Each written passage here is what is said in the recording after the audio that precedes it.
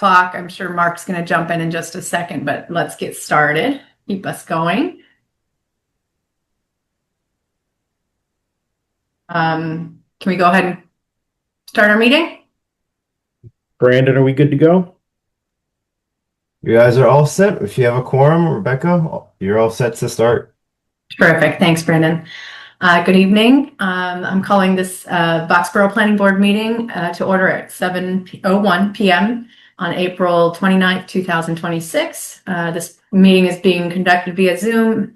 It can always be accessed by following the Zoom link on our planning board agenda. And the agenda also has a simple call-in telephone number that can be used for if you're not accessing via a computer.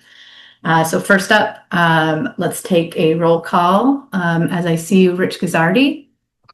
Gazzardi present. Cindy Markowitz. Markowitz present.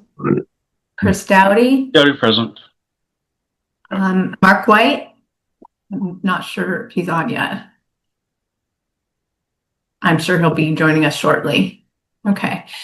Alec, if we can note the time that Mark comes in, that would be helpful for us. So at this time, I would like to invite the public to raise their hand if they have any public comment that is on any of the items that are not currently listed on the agenda. And if you could state your name and your address, that would be very helpful as well. If you're, Becky Neville, I'm seeing you.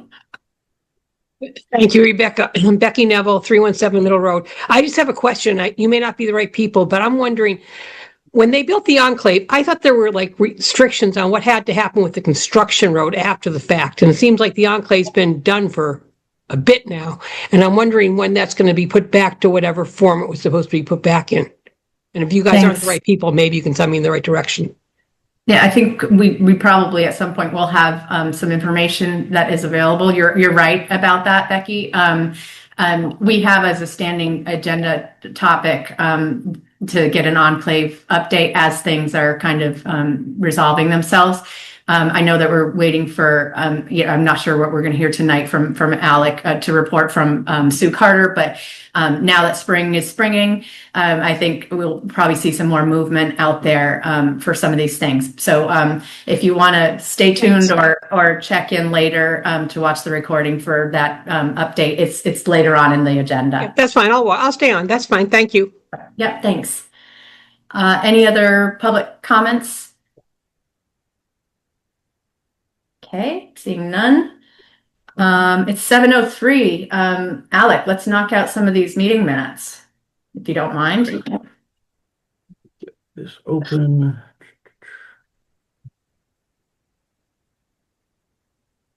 Oh, got a few in this folder. Right. March 2nd, we'll start with that.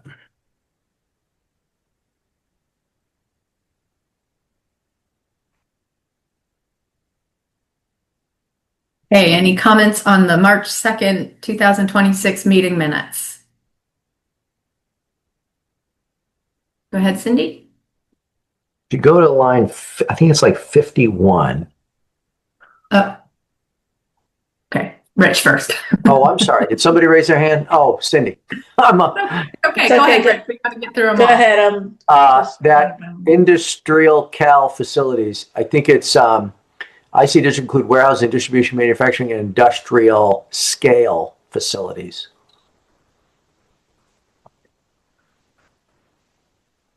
And there was another comment, but I can't find my notes. So go ahead, Cindy.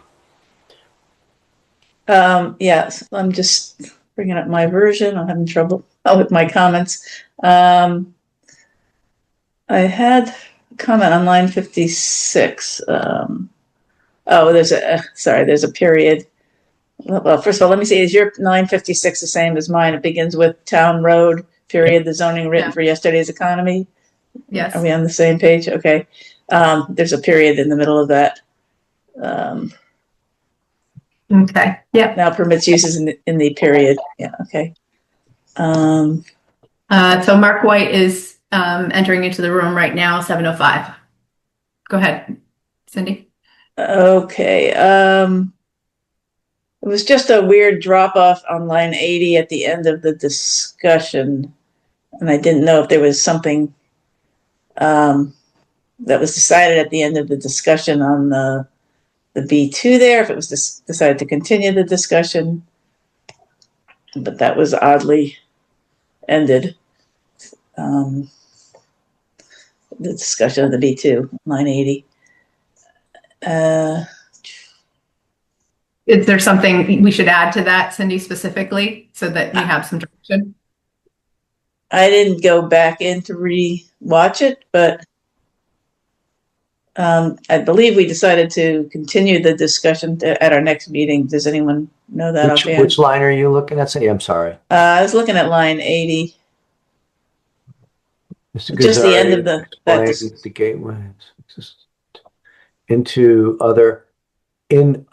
exist in other towns, not into, in other towns in varying styles. Gateway is a specific term used in zoning and planning. I'm just saying we moved on to the next topic. There just was no transition that we were going to continue the discussion or something. I think we did pick it up at our next meeting, but I don't know how that was left. Just seemed odd. Okay, so basically just say that the board Discussion decided to take this up at the next meeting. Yeah. Yes. That's what happened. That's what in fact happened. Right. Okay. And then lines 180 and 189, when it refers to Steve Jeffries, you might want to note that it's resident Steve Jeffries. I don't know that we introduced him earlier. What you need to look at your numbering again, Cindy. Right before the bullet points, I had one. What did I just say? 77. I said 180 and 189. It's the two references to Steve Jeffries right before the next bullet points. Yeah, it's committee reports with those numbers. Oh, geez, where the heck? I think it's probably not one. It's probably 177. It looks like is a discussion with Steve Jeffries. It's just right. There's 77. I'm sorry, guys. Yeah, like I said, I convert this to Word so I can do it and track changes, and that's why I mean, his address is there, so it. Oh, okay. So Steve Jeffries 260. All right. So in the next scroll down, sorry, he's mentioned 2 more times. Keep going down. There. Okay, stop there. Yeah, I was just going to insert the word resident Steve Jeffries in both of those locations, one on 136 and one on 145. Great. And then, yeah, I don't know why my numbering got so screwed up.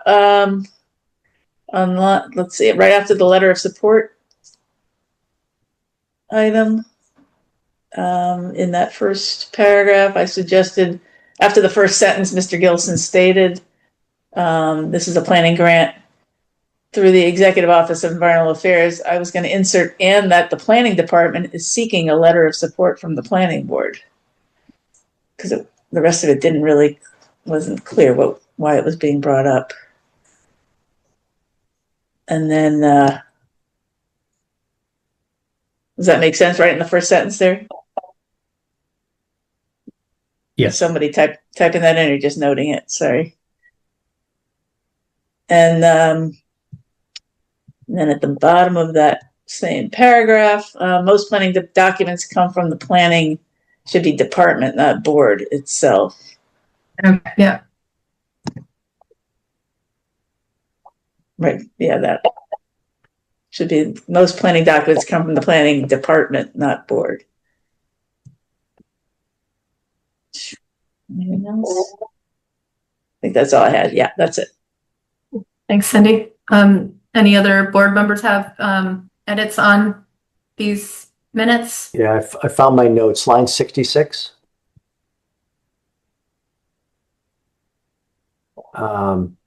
Corridors visibility, they complete and they complement the town center uses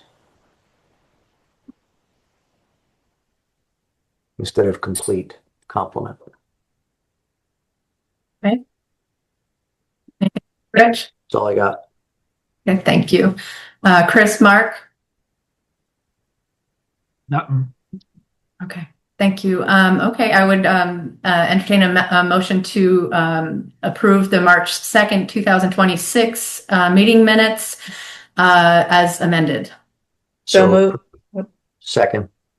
Okay, moved by Cindy, seconded by Rich. Any discussion? Okay, hearing none. As I see you, Cindy Markowitz, Markowitz, aye. Mark White, White eye. Chris Doughty, Doughty eye. and Rich Gazzardi, Gazzardi, aye. and Werner, aye. Okay, we got through one, but it's 7:11, so let's bring up our next item for discussion.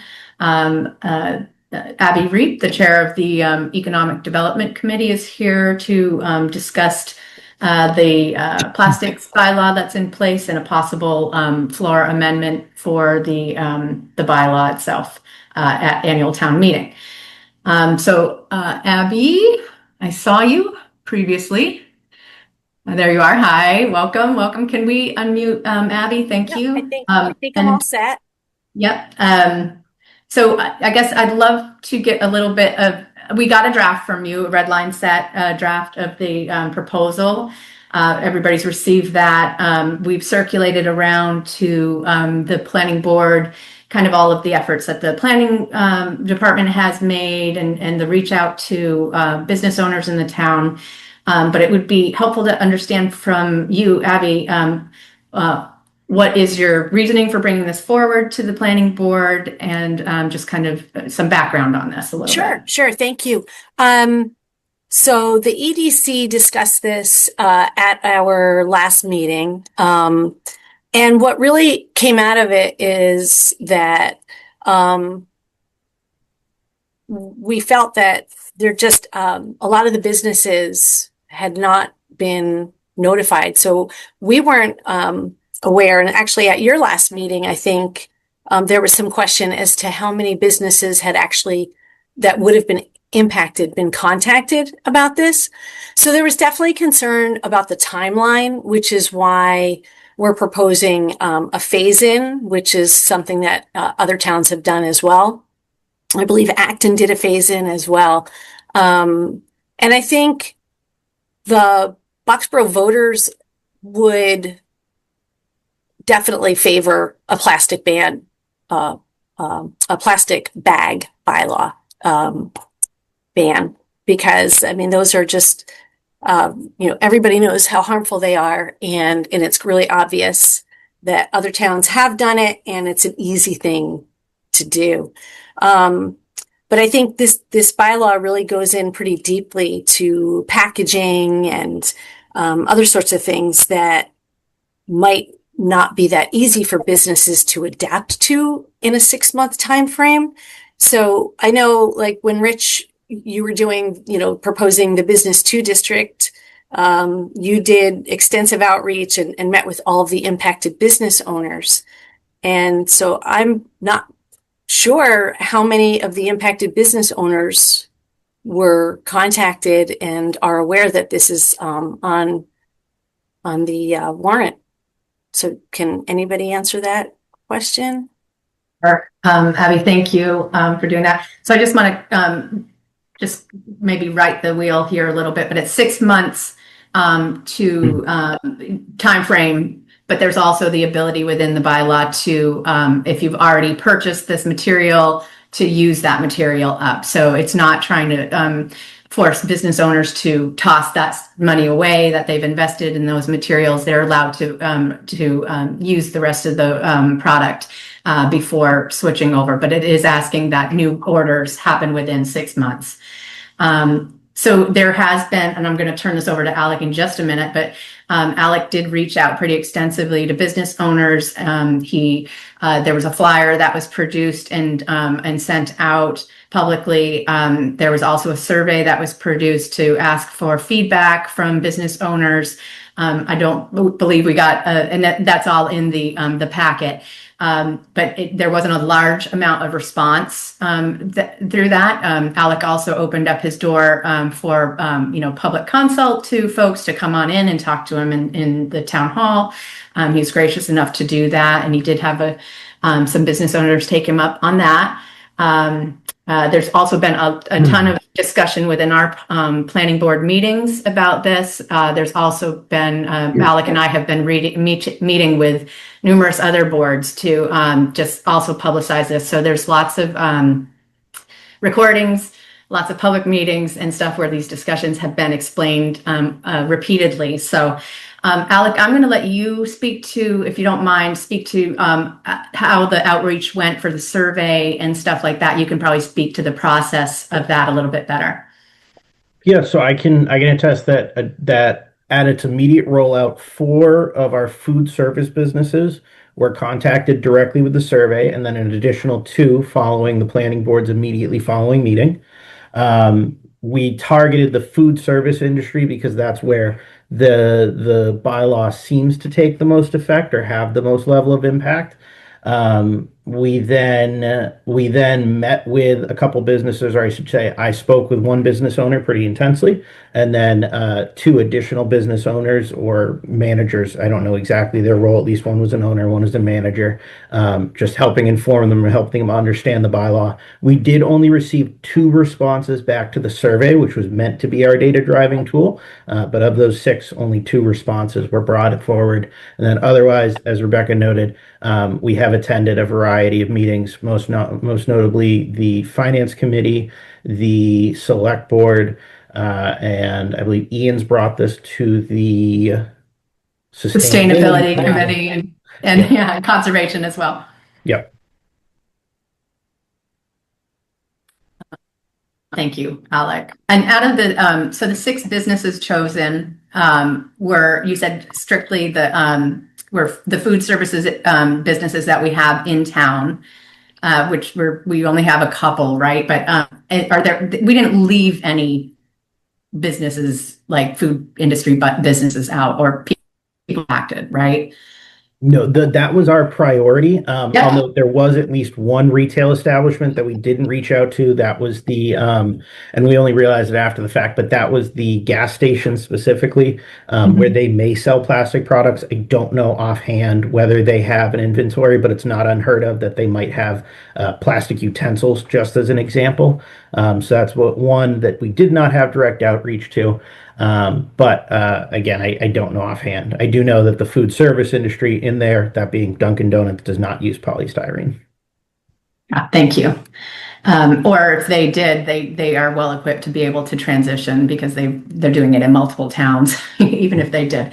But thank you for following up on that. So a fair amount of research has gone into it from Alec and with the building commissioner as well. He did. I don't know if you mentioned this, but the building commissioner did go ahead and do test studies on various businesses in the town to kind of test out products. And I know Lala, you were one of the people that Alec worked very closely with and along with the building commissioner to test out a product to see if there were, alternate products out there that could replace products that were being used strictly, unique to these businesses. So, okay, I think that explained it. Thank you, Alec. Got to find you again, Abby. I'm scrolling between people, but did you have it? Yeah, thank you. Did you want to go ahead and just kind of walk us through what your proposal is for this bylaw floor amendment possibility? Sure. But the other thing is I just wanted to say that I reached out to Jamie Eldridge yesterday because the state Senate just passed S 3050, I believe. Yeah, 3050. And within that bill is it addresses single-use carry-out plastic bags. And the state legislation it also, what they're proposing is it prohibits.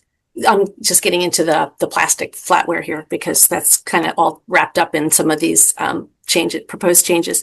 What the state legislation says is it prohibits retailers from proactively providing customers with disposable utensils unless they're requested or available for self-service. So it's not a ban on those. It is definitely a ban on the plastic bags, but not on the flatware. So, I mean, the other thing that I think that hasn't been considered is Boxborough. What work has been done, and again, I really do still feel like it hasn't been complete because not all businesses, have been notified or responded. But what about at-home businesses that may be impacted if they're selling things that they're packaging up in polystyrene? Excuse me. So I just feel like that's part of the reason for saying, maybe this shouldn't necessarily be everything all at once. So with that being said, I think one of the things that Alec and I what kind of worked through, he invited me in to kind of come up with some suggestions.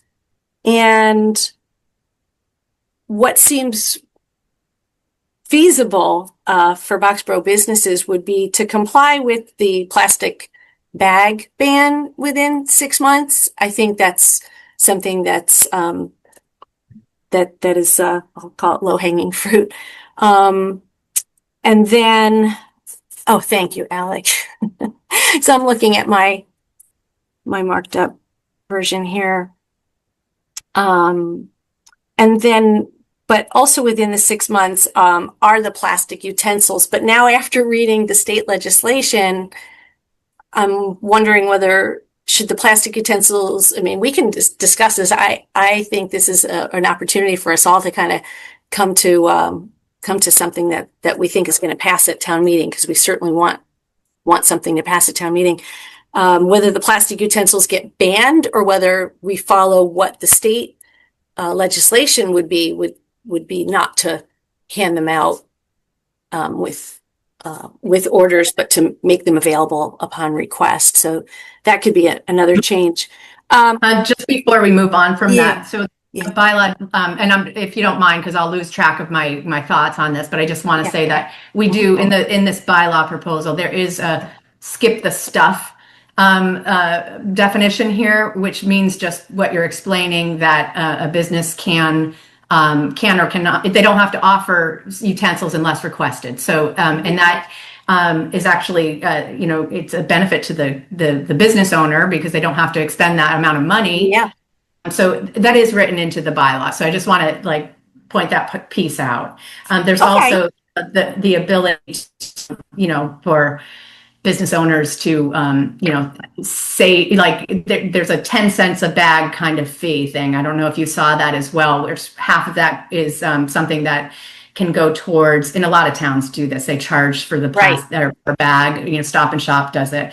If you, it helps to offset expenditures for a business owner by giving them 5 cents a bag that goes to a charge for the person purchasing, and then there's also an environmental offset that is provided by doing so as well. So there are some financial kickbacks here, I guess, to offset some of this to business owners. Sure. Can you point out in the proposed bylaw about the skip the stuff? Yeah. I'm sorry, I don't have it pulled up. And and point of order, if we could look at the red line instead of the black clean one, that would be helpful. Thank you. That's a good idea, actually, Alec, if we can do that so the public can see what we're talking about for revisions here. I don't have it up right this second. So Alec, you have it. This is great. Did you find the skip stuff thing? No, this is the section I was just on. I'm going to scroll Is the the clean skip the version. stuff? Is the skip the stuff exemptions number 2? Nothing shall prohibit individuals from bringing and using their own personal utensils. That might be part of it. I don't have it up, and I'm trying to pull it up right now. That I think is the most recent. I'm sorry, I just can't read it on that computer. It's so small. Let me do a search.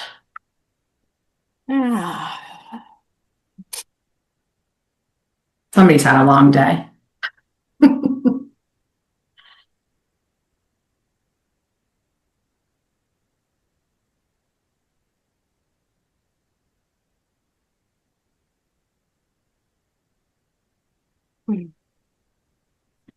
So it's basically, there's something in here that says that it's businesses can offer utensils or not offer utensils, right? So that it helps to reduce their purchasing needs out there. I'm not going to make everybody wait for me to search this out, but it's in there. So I would encourage people to take another look and just find that piece in there. I don't have access to it quite right now.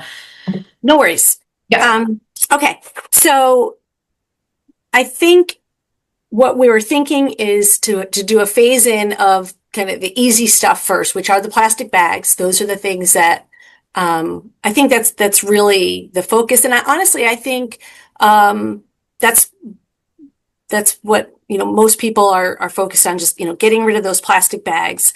The utensils, I think, we also put those on the 6-month timeline there. And again, state legislation doesn't have it as, completely banned. It's skip the stuff, as you say, on there. And then graduating to a 12-month would be the, polystyrene trays. Thank you. Yeah. Again, I'm having a hard time reading that and reading my own copy as well. So graduating in 1 year, it would be the polystyrene trays. And then in 2 years, the polystyrene packaging products for heating, storaging, packaging.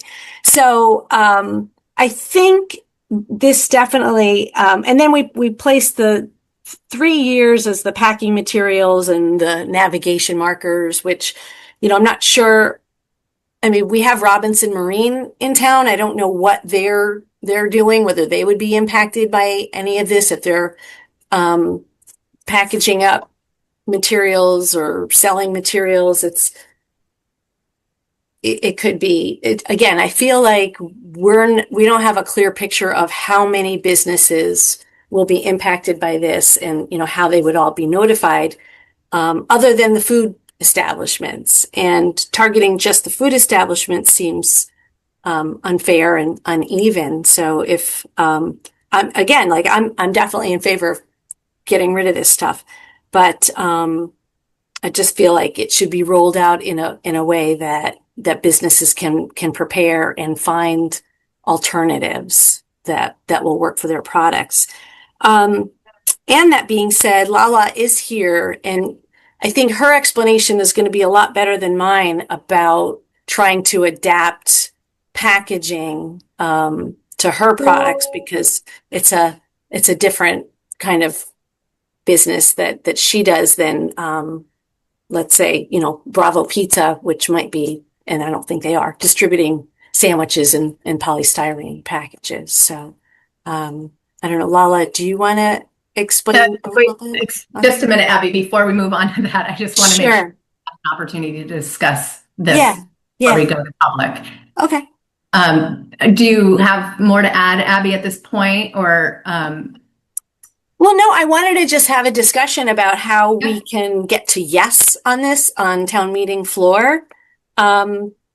Because I think when town meeting hears that, if this is presented as written, a 6-month without a lot of extensive outreach to businesses, I think there could be some pushback or concern.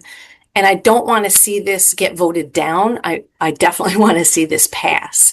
So I wanted to try to have a discussion with you, the planning board, as to how we can get this to a place where we think town meeting will agree. Thank you, Abby.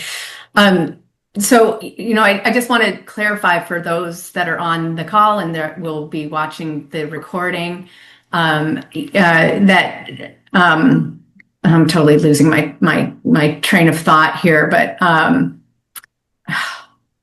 this is what happens when you're running straight from work to the planning board meeting here. I'll come back to it, but I'm going to open it up for the planning board members to discuss, ask questions. Rich, go ahead.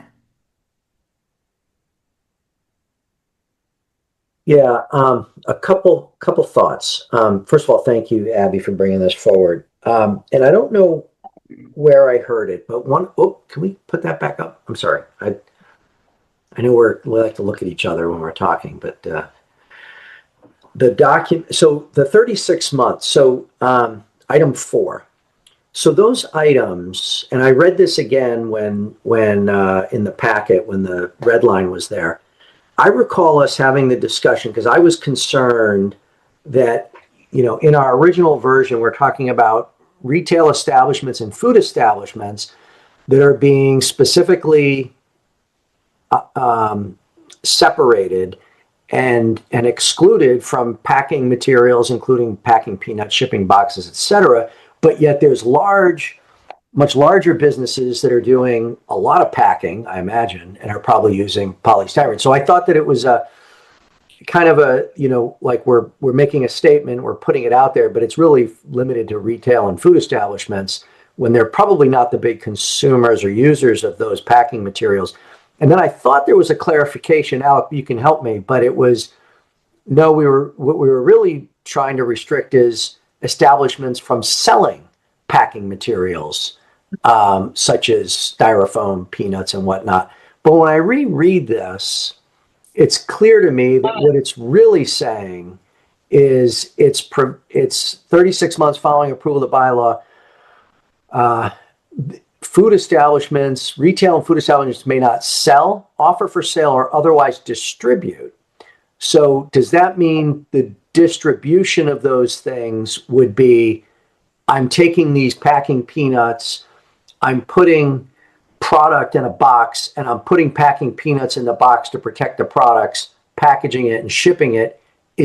That's not selling them. It's not selling them. It's not offering for sale, but it sounds like it's otherwise distributing those peanuts.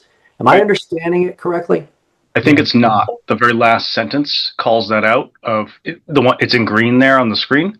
So reusing plastic material. So for purposes of section 3.4a, distributing does not include using material for shipping, transport, or storage.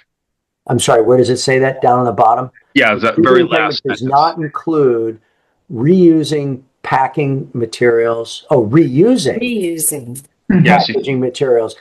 But if I bought new packaging material, Rich, if you went to Acton and you purchased a bag of packing material, brought it into the town, there would be no issue with you using it. It's anything you bought from Market Basket in Littleton, for instance, and it's in plastic of any kind, and it comes into Boxborough, there's absolutely no impact on you. What it is, if you ordered a bunch of, products, and you decided to wrap them all in polystyrene here and redistribute them in I'm making this up as I go along. Yep. Ship them out from Boxborough or sell them out of Boxborough in like a new polystyrene ice chest or whatever. I think that's where the impact would be. But you could buy plastic wrapped food or whatever from Littleton and bring it into Boxborough, plastic bags, bring it into Boxborough with no impact. Okay. So I think my original concern is validated. So packing materials, and we're talking about packing peanuts, that's just including packing peanuts and shipping boxes, but it could be anything. And I thought, and I know Lala's on here and she can explain it when we get to taking comments from the public, but I don't remember where I heard it. I don't know if it was I was watching a recording or I was in a meeting, but there was a list of items that were identified that weren't packing peanuts, but were other packaging materials for product. And there was a request to make a determination. It was determined that there was some element of polystyrene in them, albeit small. It then went to the building inspector for a determination, who is the determining official in this case, and requested a waiver or something, and Alec can fill in the gaps. And the answer that came back was a list of alternative products that may or may not be usable. And my concern is that, you know, are we putting the right people in the right position to make decisions for businesses, right? Like, I don't know if that list of alternate packing materials makes any sense at all.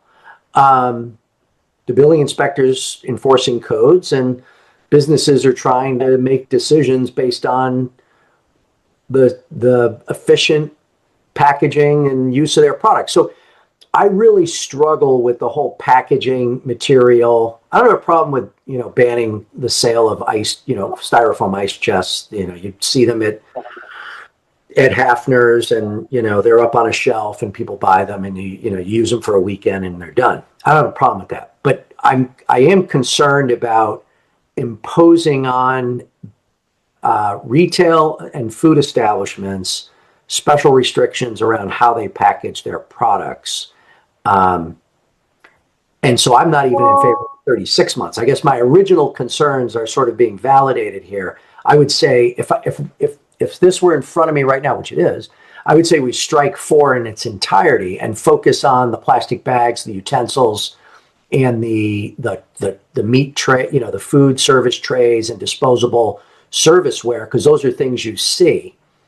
I think when you get into part 4, we're talking the real users and the real distributors of that material are large companies that do a lot of packaging and shipping. And I think by isolating it to food establishments and retail, we're going right after the types of businesses that serve the public. And I think I would strike 4. I'm supportive of kind of phasing this out a little bit.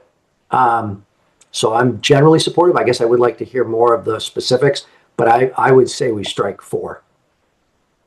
I think those are all my thoughts. If I have anything else, I'll raise my hand again. Thanks, Rich. Thank you. Other members of the board? Go ahead, Cindy.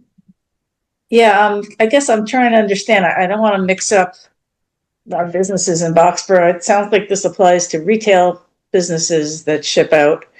I don't know if we have SIC codes for every business in Boxborough, but you know, these large entities that you're talking about, I don't know if those are considered resale establishments or wholesale establishments. So maybe there's some confusion, and maybe there's an SIC code list that would help us to understand that, because if it's really, you're thinking retail, but it's really wholesale operations that are doing the large, you know, packaging, then that would not apply. This seems to apply to small retail entities and food establishments, but I say small, that's just my understanding, but I guess I'd like some clarification if retail, you know, what are retail entities in Boxborough? What are those businesses? You know, are they in fact? So that's one question. And then just generally about the timeline, you know, I want to just point out that there's already several months added to all these timelines, because this right now, the way it's written, is pegged to Attorney General review. And we know the Attorney General doesn't sign off on our bylaws until several months after town meeting votes on it. So you've already added some lag time, probably 3 or 4 months.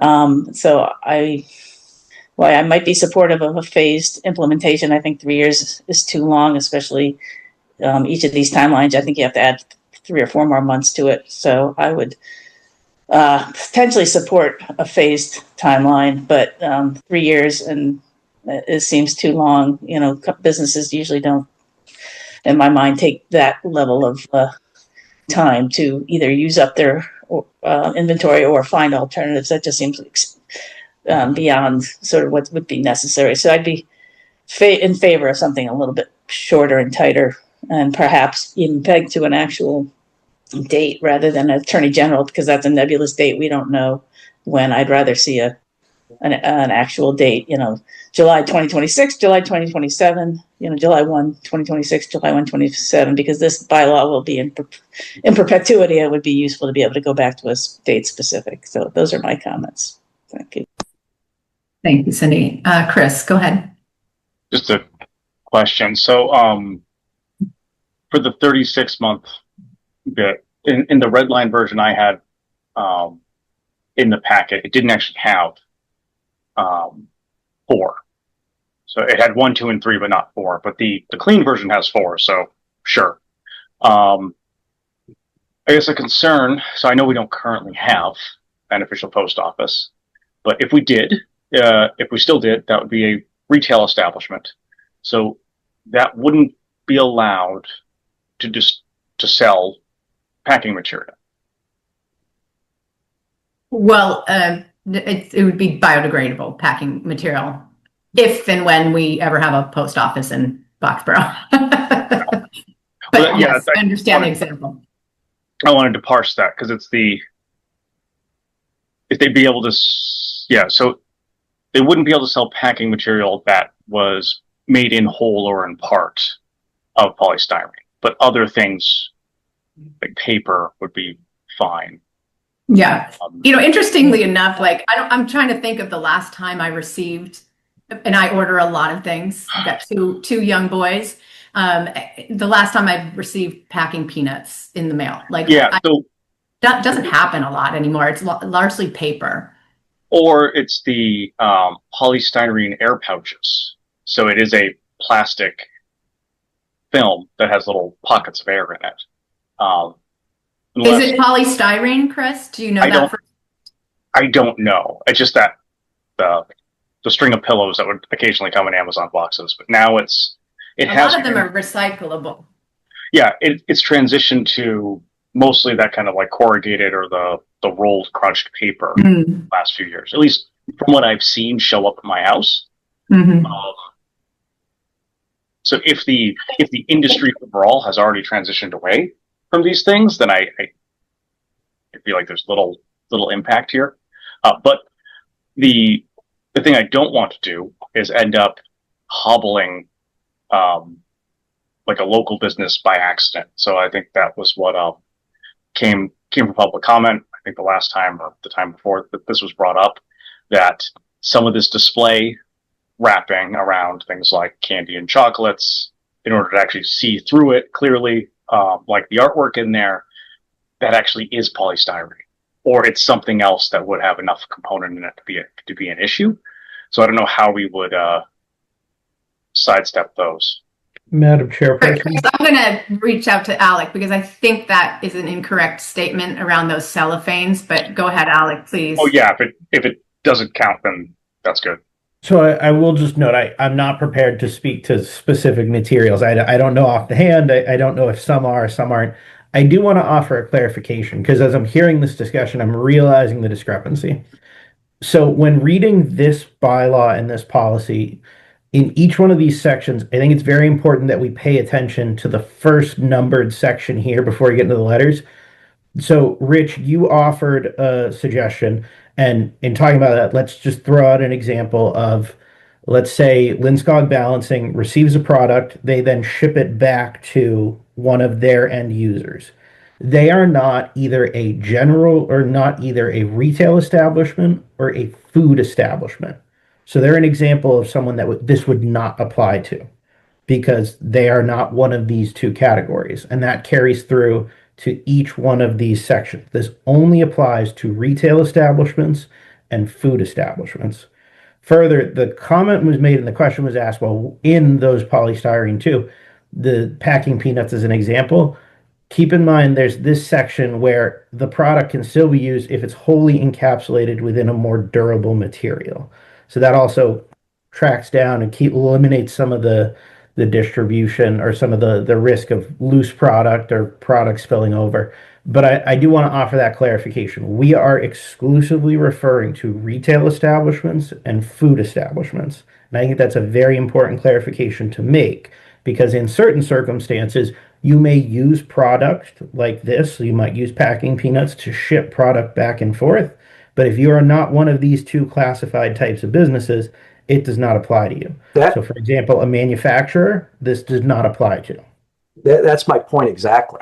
It singles out food establishments and retail establishments, and they're not. So I'm bringing opinions to this, right? In my opinion, they're not the heavy consumers and distributors of packing material. That's just my opinion. So that was my concern. And Alec, you may be solving a problem. This whole encapsulated within a more durable material. So if there's bit of polystyrene in a product that is used as a display packaging material, are you saying that because it's encapsulated in it might be encapsulated in number 2 plastic, whatever that is, that it's a potentially not part of this ban?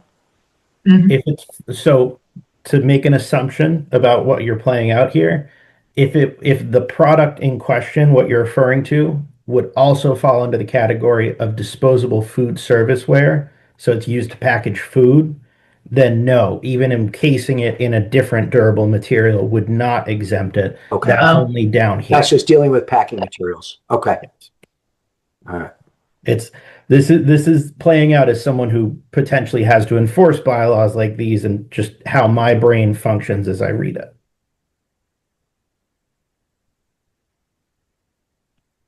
Go ahead, Mark. So this started as a plastic bag ban, and I would guess that probably every single one of us is going to agree that a plastic bag ban is easy enough to comply with and probably addresses the worst aspects of the current plastic problem that we can directly deal with. I mean, we're not dumping it in the ocean, but so plastic bags are bad, and it's easy to get rid of those. Then it progressed, though, to disposable utensils, and then it progressed again to foodware in general. And now we're talking about packaging materials. Now, actually, Chris started talking about it, and now I start to think, wait a minute, what about all the rolls of bubble wrap I've got? Bubble wrap? Am I going to be able to use bubble wrap in the future to package stuff up and send it out? Because UPS says I have to wrap everything in 2 inches of bubble wrap or they won't insure my shipment. Okay. Is bubble wrap part of this? Because I don't see bubble wrap talked about here. So, but it is a packaging material. But is it considered a polystyrene, I guess, is the question there, Mark? And are you a retail establishment? Well, yeah, I'm retail, but is it only polystyrene, not other plastics? No, it's polystyrene. It's number 6. Yeah, go ahead, Alec. I would say, for clarification, Mark, you manufacture the product on site, correct? Yeah. So you're not a retail establishment. I sell to the public. That makes me a retail establishment. Yeah. If a random person could walk in and purchase it, then it's retail. People, yeah. But again, is bubble wrap, I mean, if what you're saying is, if it's not polystyrene, then we don't worry about it. But a plastic bag isn't polystyrene. It's a plastic. It's a different type of plastic. So I just want to make sure that, because if that's the case, then I missed the whole bus when it came time for businesses to respond to this. Because if you're going to say, I can't pack my stuff in bubble wrap, I'm going to vote no on this. A quick search on the internet says bubble wrap is not a polystyrene. Okay, so then basically but is single-use plastic checkout bags, are those polystyrene? The checkout bags are called out specifically, Mark. I mean, that's one product that's very specific. The rest of it goes to polystyrene. Okay. I mean, okay.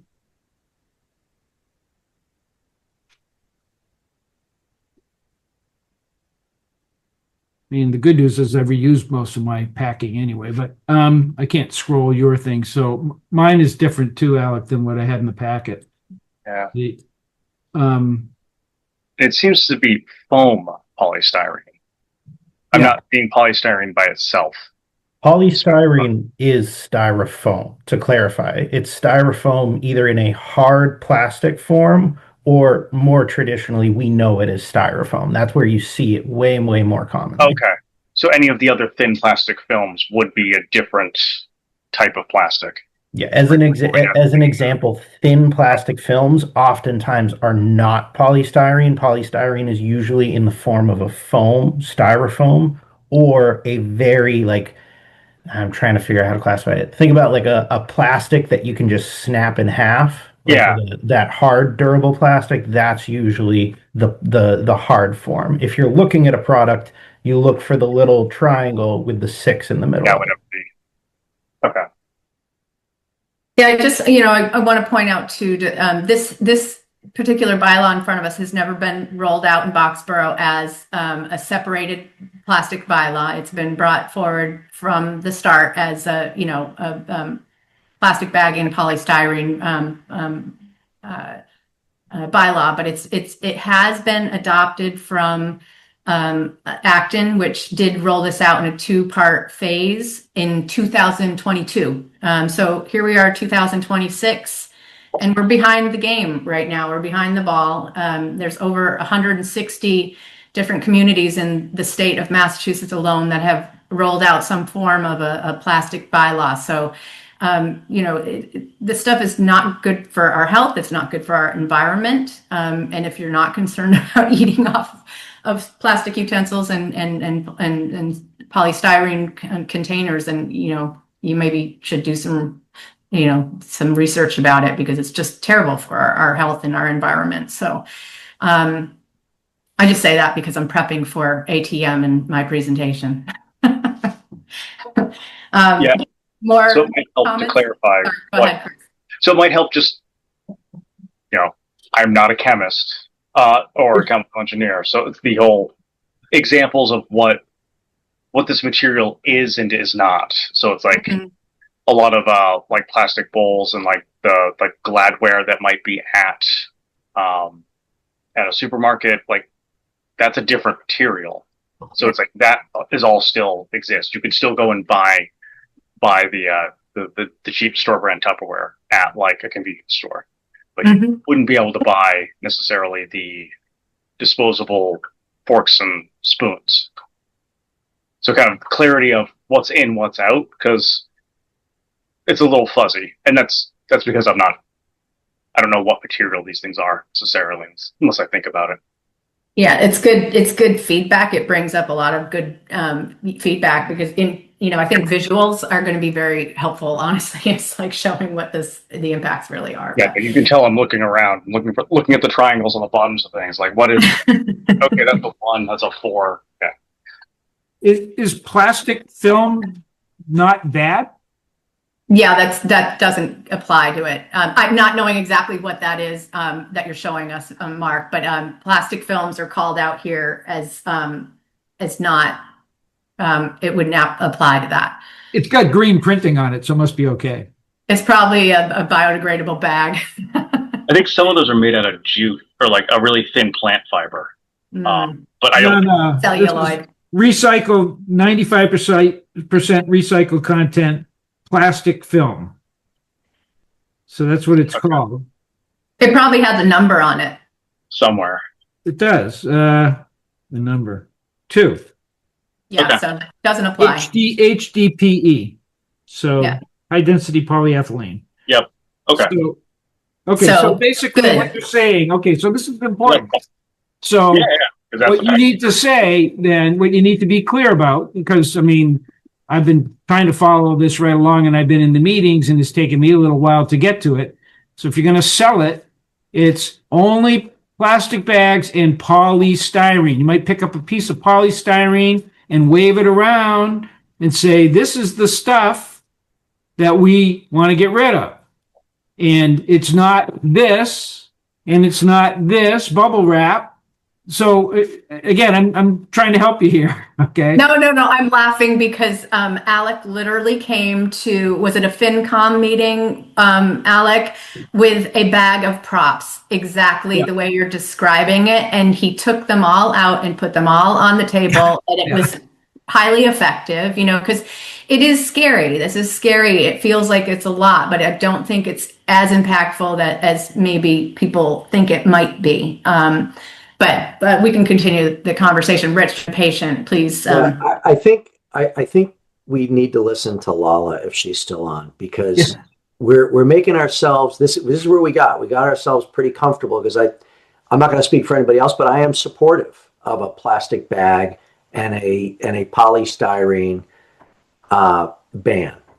what I'm not supportive of torturing a poor business owner. I don't mean poor. I mean, an ambitious and hardworking and, trying to be successful small business owner, torturing them with all sorts of craziness. And I think we got to listen to Lala and what she's going to describe, because the packing material where we say including packing peanuts, we're all thinking about furniture that comes from China in styrofoam peanuts all over our garage. That's not what we're talking about. That is this, but it's a lot more than that. And I think we got to hear what Lala has to say if she's willing to share, because it's not, we're making it out to be lighter than it really is, and the impact it has on a business like Lala's.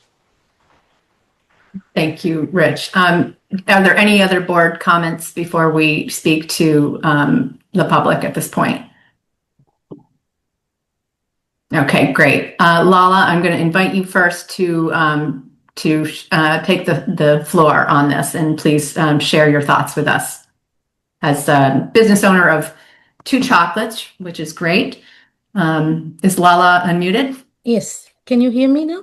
We can. Thank you for joining us. Thank you for giving me this opportunity. So basically, the idea of plastic ban is like, even 2 years before, even like we just got everything compostable when we did go, whatever that you are banning now. As a business, we took responsibility, and we did when we started to serve liquids in our facility. But the current problem, what we have here, is about the packing material that we are talking here. The one of the trays that I use here for my truffles, it's made up with that material, and it is very less. That's the one, that case study that Alec was referring to, which went to the building commissioner. So I am up for like all plastic bag banning, and even like, if you wanted to reduce like, single-ware use, it is all good for us and all that is fine. But like when you're going deep into retail packaging, that's kind of like, it's very hard. Like being a seasonal business here in Boxborough, and like we are comparing with Acton, I completely agree with everything, but Acton has got a lot of businesses, and there is like a lot of people to move around, like to go shop around. But here in Boxborough, as a food establishment and retail, I'm not even sure after this meeting now, like Alec was saying, like you're making a product there, then you're not in this category to mark, but I am making the product here too. So who am I? I do wholesale, I do retail. So now I'm confused, like what establishment I'm going to be like referred to. And at the same time, like, being a seasonal business by itself, like, we don't have enough foot traffic in Boxborough. We try to bring businesses to Boxborough, like from different towns. That's how we make it. Like for Mother's Day, for Valentine, people come looking for, special chocolates, and that's how we make commerce for in town. And with all that being said, what we make is more important, same as our packaging. So every time, like we keep changing our product, like because I'm not making just one shape of burger throughout my year. So I just have like, packaging that I buy it and I keep it. No, if today I'm doing Valentine one product, I'll be doing something else next year. If the same product I've been doing, no one would come. And being very seasonal, I have to just keep evolving. And my product, how much it is like labor intensive, same way it is like, my presentation is very important. And every time, like after this law, if it is just like, you're going, it's getting passed, or I'm just talking about the retail packaging. And I will be stuck every time. I have to go to building commissioner to know about it. And he came up with products, because I am food establishment. I have to get Nashoba Board of Health. I have to get state approval for my wholesale business. I do like third-party audit for my customers. It's all approved. Food packaging is what we are supposed to use. I can't just go randomly use, because that's an alternative. That is very like unlikely we can do anything with that food that, businesses that we are in right now. From all this, what my understanding is, like, if you want to ban the plastic bags, yes, of course, like, that's a good way to go. But at the same time, we talk about you can bring from other town and you can use it here. If really we are planning to ban plastic, it should be other way around. We are going to dump everything here in Boxborough. We are only going to use it. If plastic is bad for us, polystyrene is bad for us, then in that case, it should not be that you can buy from Market Basket, you come and use it here. So it's the same thing that we are talking about. It is something in town. What we could avoid is what we should talk. Either water bottles, like, that is what you wanted. You see, like, how many water bottles lie around. We don't talk about it. This is like polystyrene, which is like a very less packaging that we use here. It is coming into problem to affect us, like, for no reason. Thank you, Lala. Alec, I know that you used Lala's business as a test sample with the building commissioner. Can you just speak to a little bit about that process that you guys went through, so that the board is aware of that? I know I had you circulate the information, is any correspondence and stuff to the board, but there was no backup maybe provided to board members in advance of this meeting. So I just want to make sure you can kind of talk to that process just a little bit. Yep. So Lala took a lot of time and care providing me with a comprehensive list of a variety of products she used. She did note, this is not an all-inclusive list. She's used so many different plastic products over the years, but she sent me a variety. I think it was 10 in total. Of those 10, 2 products specifically did include polystyrene, and we proved that by speaking to the manufacturer in many cases when it wasn't clear whether it did or didn't include it. And then we submitted that with a brief narrative to the building commissioner. Ultimately, the building commissioner responded back, noting that, frankly, he was a tad uncomfortable with the exemption process as a whole, because it becomes, in some cases, a little arbitrary. He felt it would open the door quite frequently to the opportunity for another business to say, if they got it, why can't I get an exemption?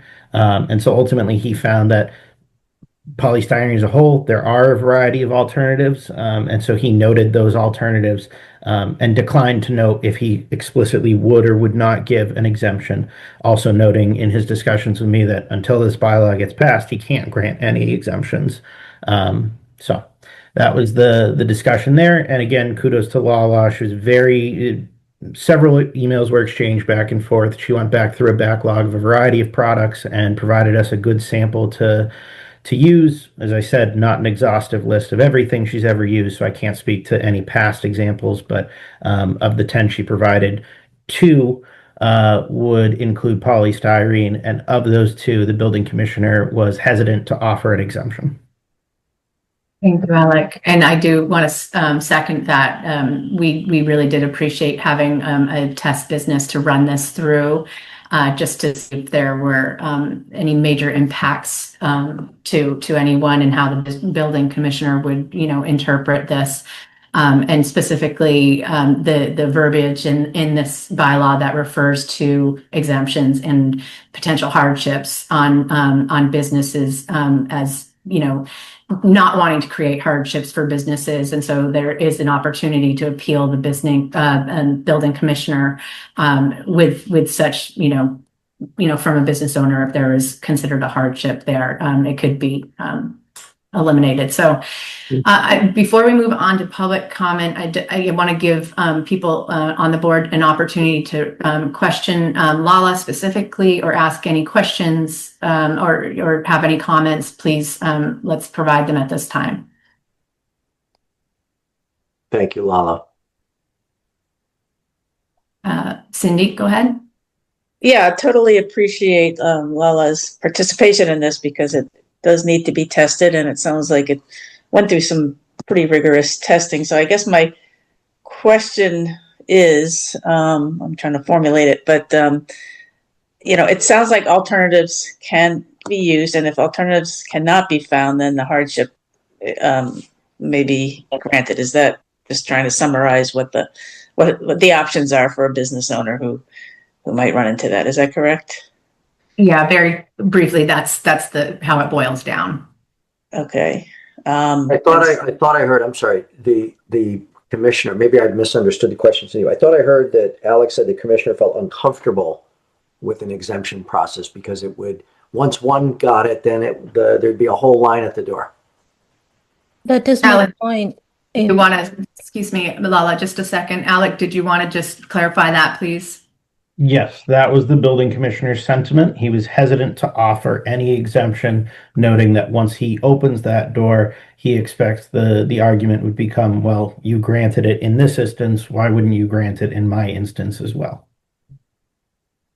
Well, if So, it's a warranted exemption, well, I mean, Good, yeah. It's like, so sorry. I mean, if it's Yeah, a hardship's a hardship. I Yeah. agree. So it's a hardship to one, it is a hardship to all. So those, so yes, you're opening the door to the rest of the people who have the same hardship. I mean, and I hardly don't there like is that like answer. 5 or 6 food and retail businesses here in Boxborough. yeah, there's not a lot. And we are trying to squeeze in like from whatever business we are doing here. It's personally, I feel it's very difficult to do the business. Alec, I wonder if this warrants a follow-up conversation with our building inspector. Just because, I mean, this bylaw, it does allow for, a hardship here and an exemption, just like many of our bylaws includes an exemption opportunity, right? And that is interpreted by the building commissioner. So I feel like we're allowed the ability to do that on many of our bylaws. Why would we not be allowed to do that on this particular bylaw?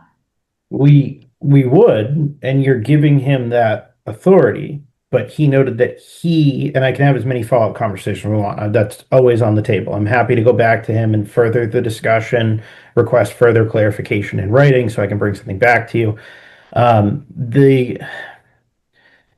But just as an example, the sentiment that was just expressed seconds ago by about 4 board members here left me in very different circumstances. So I heard some board members express the sentiment, well, yes, if it's a hardship to one, then it's a hardship to the other. But then that also would lead me to believe you want me to interpret this that anyone who walks in the door and says, this is a hardship to me, we should just grant them that. Well, then Well, I think they'd have to prove it and document it per this bylaw. That's what it states. There'd have to be some kind of documentation of why that would be a hardship. I don't think nobody could just come in and say, this is a hardship for me. I can't use plant-based, styrofoam peanuts or whatever. You'd have to have an argument in place for it. I think what I'm hearing though is a specific business owner feeling singled out because this is going to affect her in a very specific way. That, it's like we're trying to encourage small businesses in Boxborough, and regulation is a real discouragement for small businesses in the beginning. Larger businesses, they're used to regulation. She's already subject to state regulations on food handling and stuff like that. So here we are. I mean, so we've got all our other local regulations, like where can you put it? When can you be open? What lights you can put on your building, when you can turn them on, when you got to turn them off. I mean, the overregulation of small businesses, the death of small businesses in this country. And so little things like this don't sound like a big deal, but to some people, it can be a big deal. It can be like the little straw that broke the camel's back. And so I really feel like we have to be careful here. So I think we all agree we want to get it passed. Okay. So the question is how the exemption aspect of this needs to be more clearly defined so that somebody like Lala can feel comfortable with this passing and that she's not going to have to go through, run another gauntlet. I mean, she's run enough gauntlets already to establish her business. She runs a gauntlet every day to keep it running.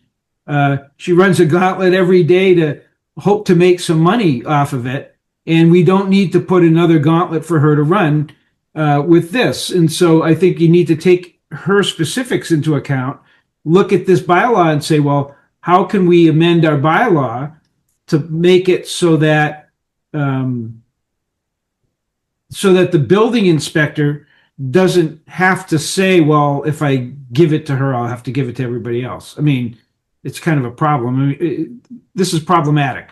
I guess I'm having trouble with it because I'm seeing somebody in front of me who's going to be affected by it. That's kind of what we're here for.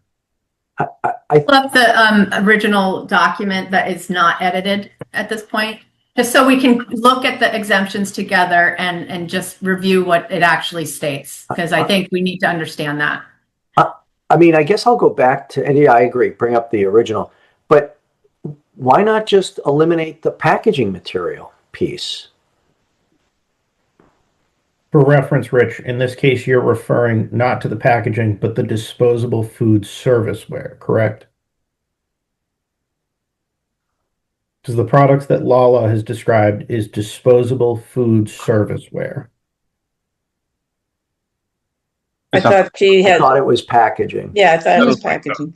The chocolate Correct, box but- has the window in it, which is I don't believe that's applicable though, Chris. No, that's packing materials.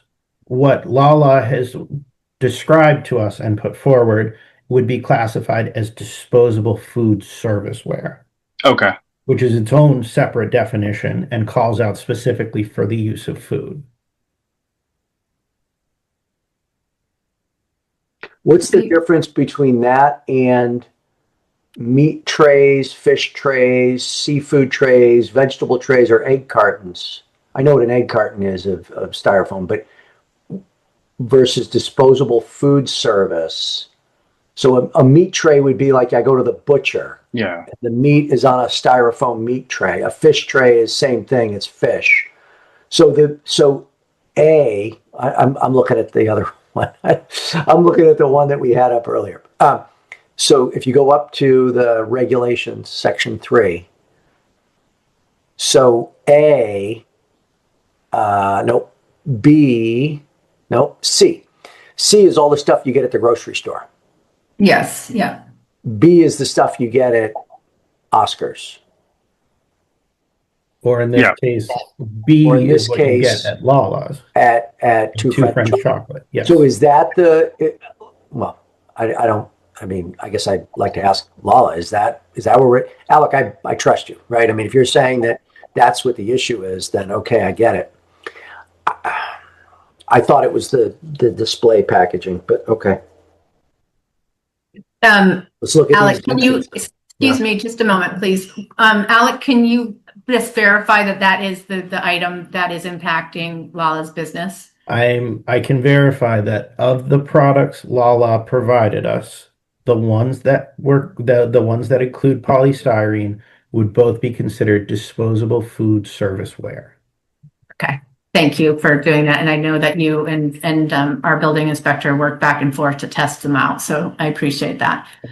Can we go back to the exemption portion? Because I do want to just review this together. Nothing in this bylaw prohibits using thin film plastic bags that are without handles.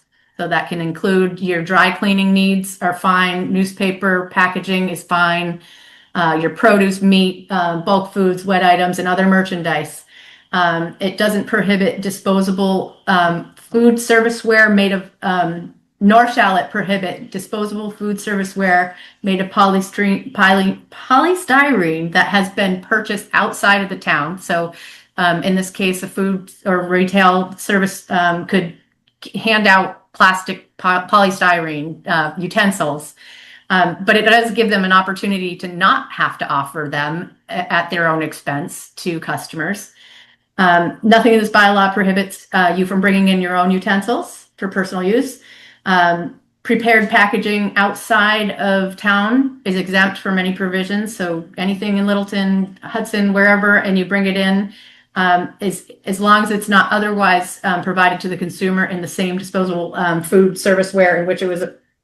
Did I just misread that? I think I did. Prepared food packaged outside of town of Boxborough is exempt from provisions of this bylaw, provided that it is sold or otherwise provided to the consumer in the same disposable food serviceware in which it was originally packaged, and that it was prepared food has not been altered or repackaged.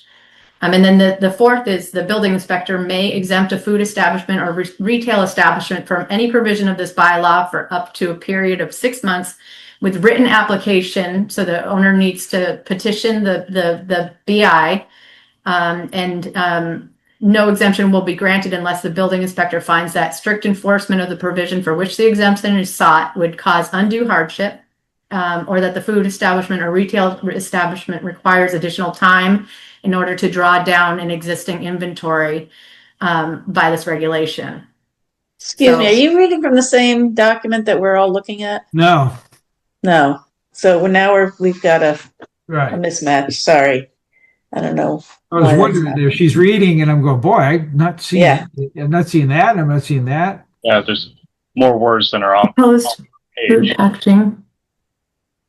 The one in front of us, I don't know what that one is, but the one I got downloaded is redlined IG 4.16.26. Yeah, I think there was a longer original version that got trimmed down over the. So which one are you looking at? This looks like exactly like what I'm looking at right here and reading. Well, I'm comparing the two. Yeah, it looks the same to me. Yeah. Rebecca is reading directly out of the warrant. Okay. Oh. And it's this.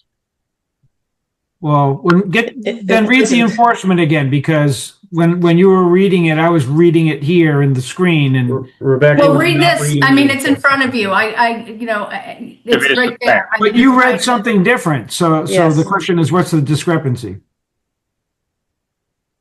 This is what's in front of you. This is what's in the warrant, and this. I mean, it's saying the same stuff, right? So it's like I pulled up a draft, to be honest, Mark. Yeah, it was an old draft. I could read it better on my screen. I can't. It's hard for me to read this without squinting and getting right into the camera's face, and you don't want that. It didn't match what I'm looking at. Right. Okay, so read it off the screen then, folks. Yeah. It says the same thing. No plastic bags, but the wrappers for dry cleaning is fine. You can read this. I don't need to read this for you. Well, you focus on number 4, I think is where you were going, right? Yeah. So why don't you read that aloud again, Rebecca, please? Well, it's right there, right? The BI at their discretion may exempt a food establishment or retail establishment from any provision of this bylaw upon a written application. So petition the BI as the owner. So for starters, there's nothing about 6 months here. You started that whole exemptions thing and you said 6 months. Again, Mark, I pulled up the first draft in my files that I could access, and this is what is before us right here. Okay.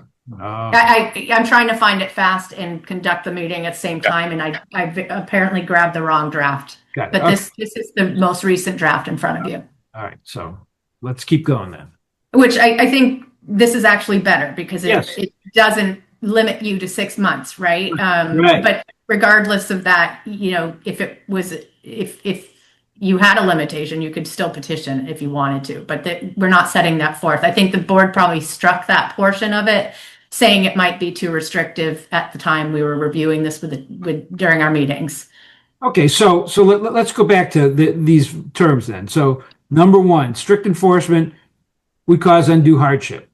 So Alec, when you spoke with Lala and the building inspector, what part of this did he find difficult?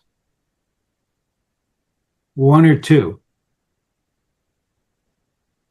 He did not call out the specific term in this exemption process here that gave him discomfort. I think from what our discussion was, and I have to characterize because this was a month ago now, to put it plainly, when you take away a time clause from your exemption, which originally you had in here, 6 months, then it's a limited window. He can only ever grant it for 6 months. Once you give him the ability to give it in perpetuity, the threshold for undue hardship significantly increases because the business has to prove that there is no alternative and that there will be no alternative for the foreseeable future. But suddenly you get into a much more speculative area where we as enforcers can't speak to what the future holds. And so, yes, you've given him a great deal of flexibility here, but you've also raised the threshold that we then have to evaluate these things based off of. And in the search, there are a variety of alternatives to several products that are out there that we commonly talk about. I can't speak to specific ones that Lala is going to use in the future because Lala doesn't even know yet what she's going to need to use. She's referenced that exactly in her argument as a case here. And so I can't speculate on those, but you have in part raised the bar that we have to evaluate these on. Also a good point. So I don't recall that we took out the 6 month. If the we always want the building inspector to give us feedback on these also. And so if there is a timeline that helps, put some guardrails around this, that would help. I would be supportive of that. I don't recall us having a discussion about taking the 6 months out. So, well, how about if we do 12 months and then can be renewed? I mean, again, I hate to make people keep coming back and asking for permission to do what they've been doing. It's just, I understand the problem though. So, I don't know, just it creates this level of unreasonableness that's hard to climb over. I would give him, put in, if the concern is that he's not going to grant it because it's unlimited, then go ahead and put in 12 months. You have 6 months to implement. And then you could say, okay, you have another 6 months where you can get an exemption, or another 12 months where you can get an exemption. Whatever it is, it's an exemption that they have to demonstrate a hardship. I do think the language puts you at a high standard. Undue hardship, a situation in which an establishment, there's no reasonable alternatives, that complies by the law, creates significant economic hardship.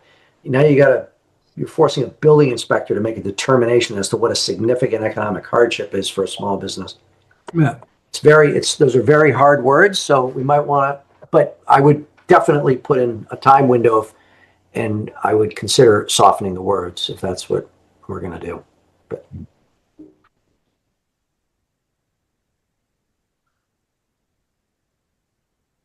get some hands up. I'd be curious to hear what Yeah, I see them.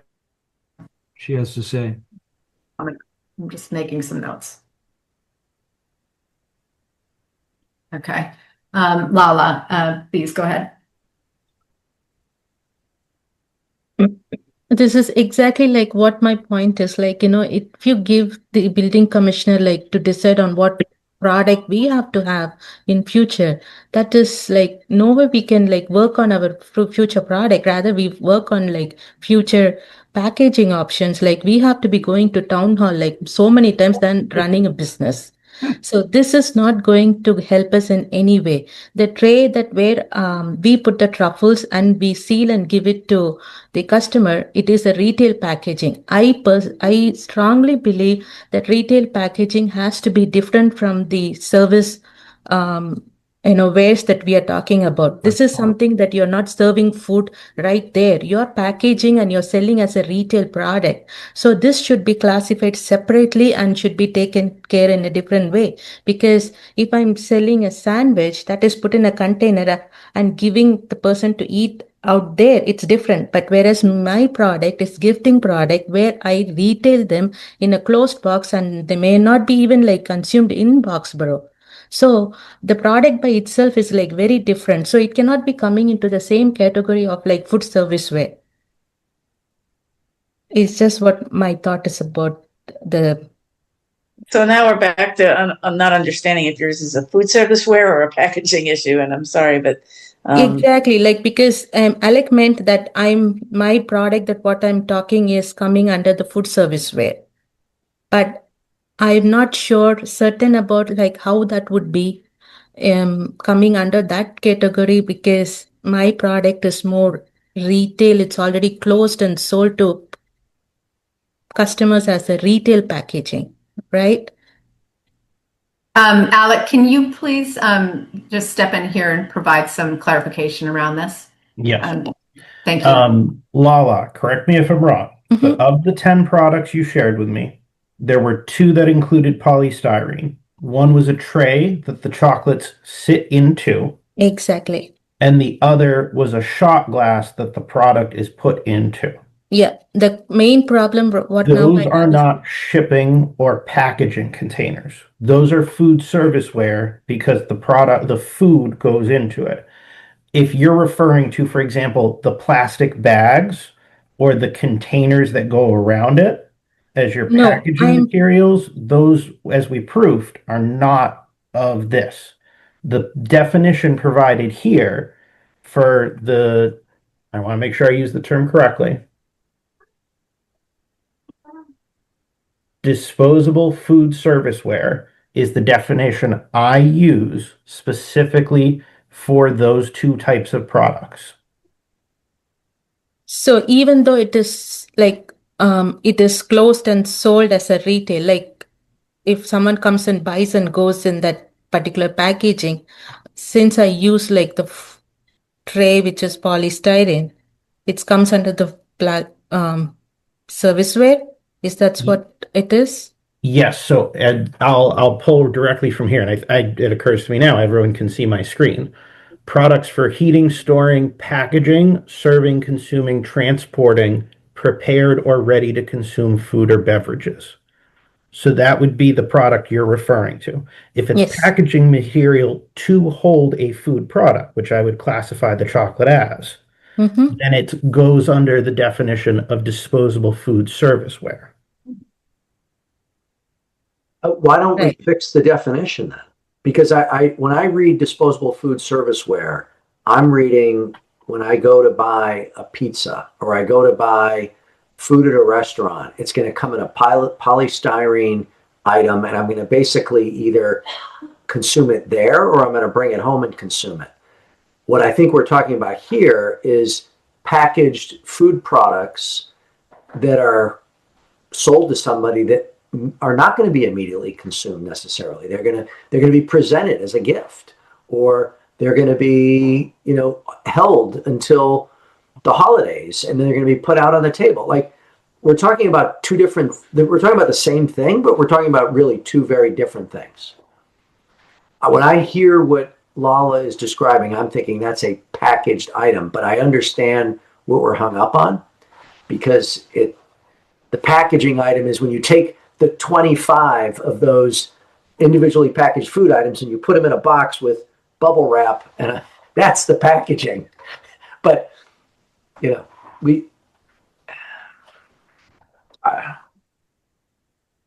unintended consequences of trying to do good things. And to my understanding, there are no alternatives, or you don't want to come back in the future for something that you don't know whether you'll find an alternative. But to date, the two items that you're talking about, you have not been able to find alternatives. And if you're given 6 to 12 months to find an alternative and you still cannot, it seems to me that the bylaw allows for you to get an exemption. So I guess I'm not totally clear why there's a problem. Either there are or are not alternatives, and there seems to be room here for exemption. And again, I want to be supportive, of course, of all the businesses in town. So we just need to be consistent, but it appears that there's an exemption here for your situation. Well, maybe you got to get rid of the words hardship, because it's a kind of a big word. So, like, Alec, can you scroll down to that portion of the bylaw?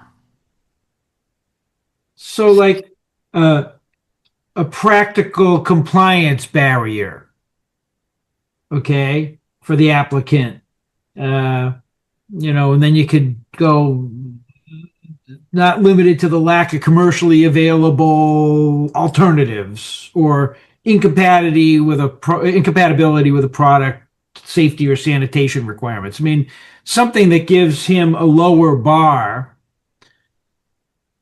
to be able to give an exemption that's not, because again, even if you let her do it without any issue whatsoever, she's not the one polluting the planet. Okay, we're all polluting the planet in our own other ways, and why should she have to suffer for it? Why should her business have to suffer? So this needs to ease up. Okay, strict enforcement for, I mean, we're not talking about, building a building next to the wetlands here. So would cause, would create a substantial practical compliance barrier for the applicant. Or something of that sort. Sorry, we're at this for an hour and a half. I think we're Yeah. all trying to, can we all just maybe get an agreement that this is the area we want to focus on the exemptions, or no, we want to go and do a time phasing as Abby brought forward. And then I think we have another meeting. We could, go clean it up and then come back and say, okay, this is what we want to do, instead of trying to solve it like while we're trying to digest what's being said. Yeah, I agree with that, Rich. I think might be a wise approach. Cindy, did you have something to say there? Yeah, I like that approach also, and perhaps either Alec can work with the building commissioner or other building commissioners that we know to come up with some language, very simple language. But I think the idea is to give the building commissioner something he can point to that is more quantitative maybe than qualitative, or at least something he can point to give him the exemption that we can all feel comfortable with, that still has enough teeth. Again, we want to discourage businesses from adding more of any polystyrene related product into the environment. And it sounds like Lala, among all the other businesses, are trying to do that. So there's got to be a way to do this without a lot of, so I would suggest, let's work on a little more language just to flesh this out and make it a little slightly more achievable bar that the building commissioner would be comfortable with. And at the same time, is the board in agreement? First of all, are we just suggesting we're working on number 4 under section 4? And do we want to go and put back the timeline that was previously proposed? I just want to have clear marching orders for Alec to work with the BI.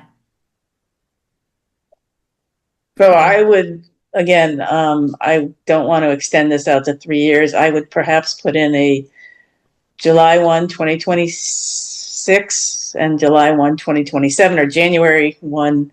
Let's see, town meeting's in May, maybe January 1, 2027 as the date.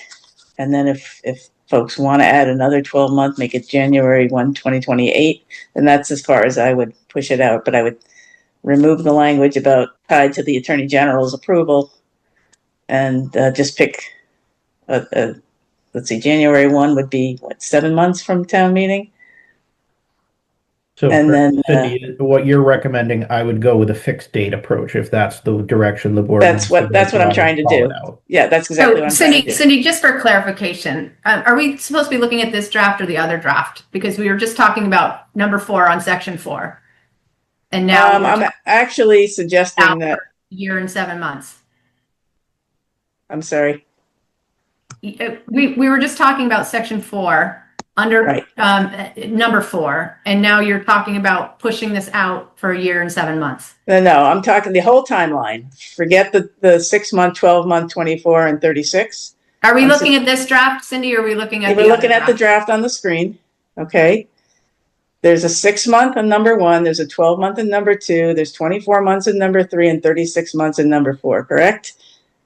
Does everyone see that? That's what I see. And I'm suggesting that we consolidate it to 2 timelines. The first, maybe 1 and 2, become January 1, 2027. And number 3 and 4 become January 1, 2028.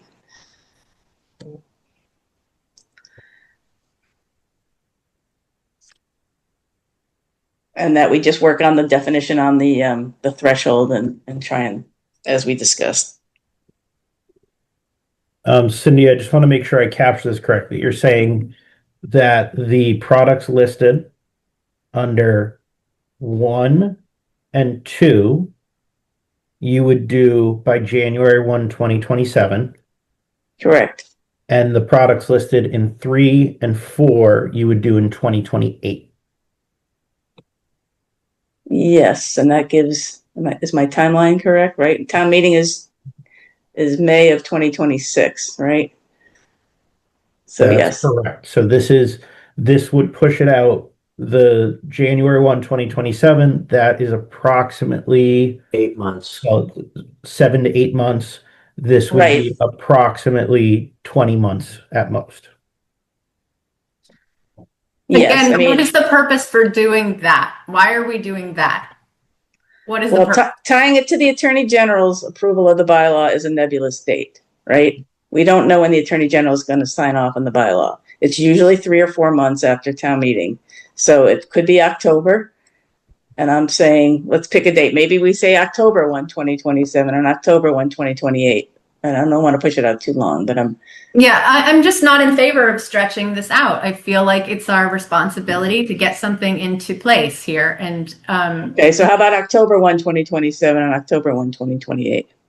well, you're pushing it out even further. Oh, sorry, October 1, 2026. I'm sorry. So yeah. Or July 2026, but the Attorney General probably won't have looked at it by then. And again, why are we breaking it out like that, Cindy? I just would like to hear your. So the first one, October 1, 2026, is about the same time that the Attorney General would review it. So that ties to the very first one, correct? Yes. It's sooner, actually. Does that make sense, Rebecca? It's sooner. I'm still confused as to why we're working off of this document, but it says 6 months following the approval of the bylaw of the Attorney General. Okay, the bylaw, if it gets passed on May of 2026, the Attorney General will not approve it until October 2026, and then 6 months after that actually takes us into 2027. You understand that timeline? I do. So what is Okay. the October 1st? So I'm trying to put fixed dates that either are sooner than that or marry up with that, but only 2 of them, and so I am allowing for a little bit of phasing.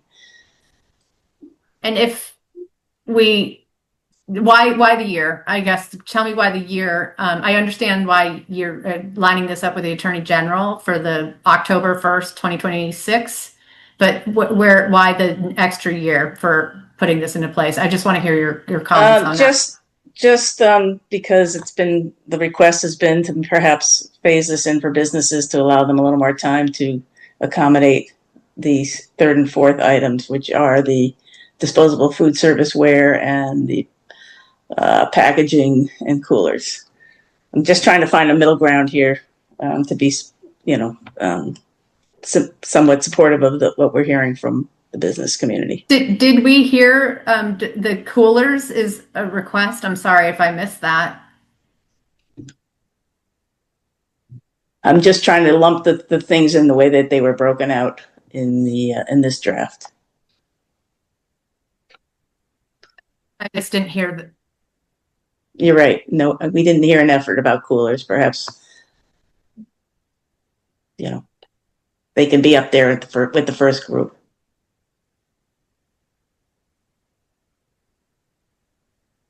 And is there any, would we do the year or would we do an additional 6 months would be my other question to the board members.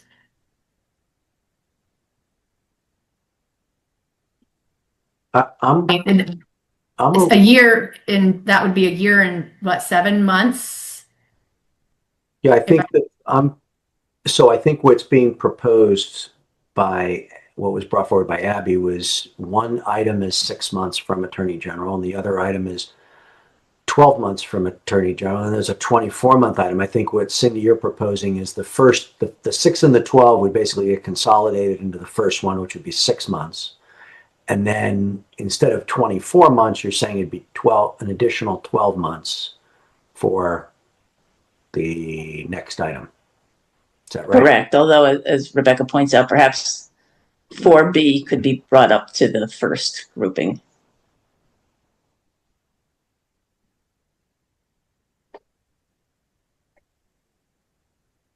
Yeah. And is there any consideration for a 6-month window versus the October 1st, 2027 window year? I thought it was January. I'm sorry. I thought it was January 27, January 28. Well, it was pointed out that, let's see, I'm just again doing the math in my head. The Attorney General will approve it around October 1, 2026. So we wouldn't want to go any sooner than that. But that does give you 4 months that I think hadn't been contemplated. So right now it's 6 months from that date. right. And I mean, I Which would threw be out a couple April- different which would be dates. April of 27. So if we want to fix the date, I would say it should be closer to that. If January's the date, I guess that's closer. But by bringing it to October, we're not even giving businesses. I mean, we were originally saying you're going to have 6 months to Figure it out. get on board. Yeah. From approval by the Attorney General. If the Attorney General doesn't approve it, nobody has to do Doesn't anything. matter. Yeah. Right. I mean, he's going to approve it, most likely. I mean, All right. So 10 months from town meeting would be, let's see, May to, what do we say? February. Right. So rather than 10 months, I'm suggesting 9 months for the first one. And then I've added 12 months to that. But again, I'm just suggesting that we accelerate, condense the two timelines, giving businesses a chance to do this. But the first one isn't meant to be any longer or shorter. It's really meant to be a fixed date aligned with what was being originally proposed. And the first one applies to 1, 2, and 4. Or B. For B, right. So it's disposable food service ware and packing materials are the things that are delayed a year.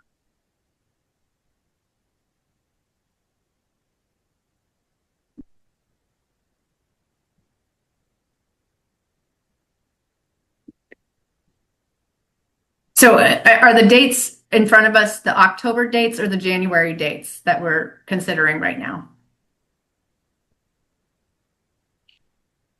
Well, I had suggested January 1st, and then I scaled it back. But whatever the board feels comfortable with, the January 1 is about the same time frame as your 6 months after the bylaw approved, right? The January date is? Yes. Yeah, because if you guess when it'll be approved, and then you add 6 months to that. So I think October 1st. Well, I wouldn't want to risk having a firm date that might actually be before the approval.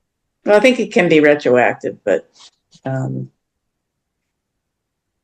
it gets awkward if you're trying to give people like an off ramp to use some stuff or to figure out another stock until it's actually approved. It's not real, so there needs to be some lag after it's real for them. All right. So I think January 1, 2027 works. It's less than the very first target date, Rebecca. Does that make sense? It's less than 6 months from the following. It's something in between. And then you get a year after that to implement the rest.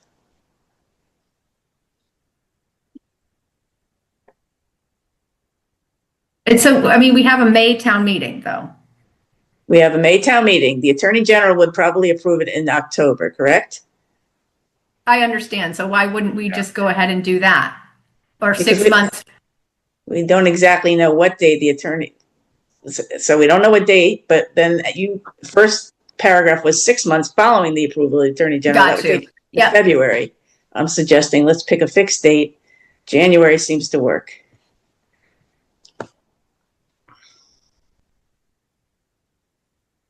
Yeah, I mean, I don't love it. I have to admit. I just think that it's our responsibility to, do sustainability practices in our town that's trying, to be a sustainable green community. But if that is what the majority of the planning board is feeling, then certainly I'm outnumbered. So alternatively, you could put it all for January 1, 2027.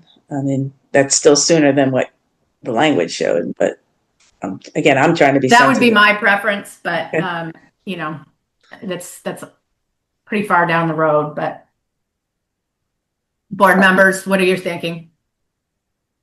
Well, I think the intent was to give a lag period to off ramp things, and if we picked a date earlier, so and I understand wanting a fixed date instead of a timer after something that we're not sure when will happen. But, so if we're going to do that, I think we should keep it aligned with roughly what this was projected to be, which is January. Earlier than that, there's the risk of someone not thinking it actually was going to get approved, and then suddenly it was in force 3 weeks ago, and now they don't have an actual off-ramp. It feels unlikely, but Yeah. January seems like a better fit. And I also think adding a year on those, like the bags are easy, the forks and knives easy. I don't own a food business, so I'm just, my gut's telling me the bags are easy and the forks and knives are easy. The meat trays, that's fine. The area where you get into the issue is these disposable food containers. I mean, every time I go into a restaurant, even in Acton, I get a package handed to me that I'm going to take home and eat, and I'm like, I'm looking for the number. I'm like, this has got to be a 6, right? It's a harder thing for businesses to figure out. They can figure it out. If they can't, they can get an exemption, which we'll clean up separately. But I think giving the disposable food service and the packaging materials the extra time is going to be important for them as they try to sort things out. Frankly, long term, this is going to be something that they're going to have to work through, and I do worry that it's going to be hard, right? I hate to see a business having to go into town hall every 6 months because they have a new packaging item and they're trying to make a determination. But I think giving them an extra year on those items which appear harder makes sense. So. Thanks, Rich. I would like to hear from Chris and Mark about their feelings about the projected dates here. Chris, you seem to be amenable to this as well. Yeah? Yeah, yeah. Okay. Mark? I don't really think it matters that much, whether it's sooner or later, frankly, given the amount of plastic these people are producing in the first place. So I'm inclined to giving them as much time as possible to get their house in order before they have to go run the gauntlet again. So, I'll go with the crowd here. I mean, the question is what's going to pass on town meeting floor, and whether the town feels protective of these businesses or not. Typically, we're not particularly protective of our small businesses. So I push it out to January 28 if it was up to me, but if you guys go 27, I'll go along with that. No, I think it's divided, right? 2027 and 2028, Mark, right? Yeah. Well, again, I'd push it out as far as possible in order to, I mean, it's not like it's not like we're polluting the water and we got to stop it before we start drinking it. But well, that's look, 20 possibly. All right, January 1, 2027. Okay, let's go. Alec, this is a point of order. Thank you, Mark. This is for the floor amendment that we're talking about. Or are we proposing that we're changing the bylaw right now? This is for the amendment that I'm going to bring to your May 11th meeting for you to then sign off on bringing to the floor of town meeting. Okay, thank you. I just want to make sure that because this is very late in the game, that we're presenting this as clearly and concisely as we possibly can for the town, because it, these late minute changes are can be very confusing, and I would hate to see something not go forward because it's gotten very confusing, right? All right, board, any other comments? And then I'm going to ask for Megan and Abby. Cindy, go ahead. Yeah, just know that the bill that's in front of the state legislature right now is they are looking more extensively at polystyrene. So they did pass the plastic bag piece, but they are looking. So, this might just buy enough time. And if the state comes out with something else, we can come back and modify this like we did with the ADU bylaw. So, I don't think there's any harm in putting this out. I mean, yes, I mean, personally, I would love to see everything go into effect January 1, 2027. I want to be clear about that. But I'm also willing to hear, and be a little bit sympathetic to our businesses that have to comply. So that's why I'm proposing this proposal as this. Any other board members? Okay, Megan, you've been super patient. Can we unmute Megan, please?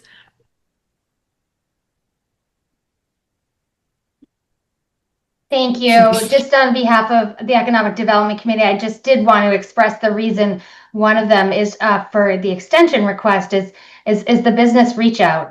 Part of what we're doing on economic development is reaching out to the businesses to find out who is in town. That there's a lot of new businesses, that a lot of artists that are in our community that are running businesses out of their homes. So I think a lot of it is just to have a chance to inform them. I know that some of the work has been done, but I think to notify that this is happening. For example, Robinson Marine. I mean, I love that we're going to, allow them to use up to what they have, but so that they know in time to purchase the right materials. So I think that's part of one of the reasons for that request. Thank you, Megan. Abby, go ahead. Is Abby unmuted?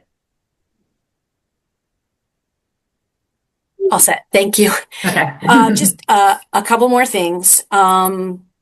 I know Cindy, you had mentioned about the SIC codes. We don't have those. Unfortunately, that's kind of all part of this whole business database that we wanted to put together, and we don't have any of that. So that is what Megan was just mentioning. Like, we don't know all the businesses and what they're doing, and there may be other retail establishments that this could pertain to. So it could take some time to get the word out and make sure that businesses are aware and give them some time to prepare for that. As far as the legislation goes that was just passed, it was only passed in the Senate. The House hasn't taken it up yet. We don't know when that'll happen. So I'm not saying that's any reason for Boxborough to wait. We shouldn't wait. We should definitely get something on the books. And as you said, if the state passes something that doesn't align, or we don't align with the past legislation, then we go back and fix it. I really appreciate how much time you all took on this tonight and trying to work through. I do think it's important to do the phasing. Cindy, thank you for kind of blocking that out. I think that's reasonable to put a date on it rather than say 6 months after the AGO rules on it.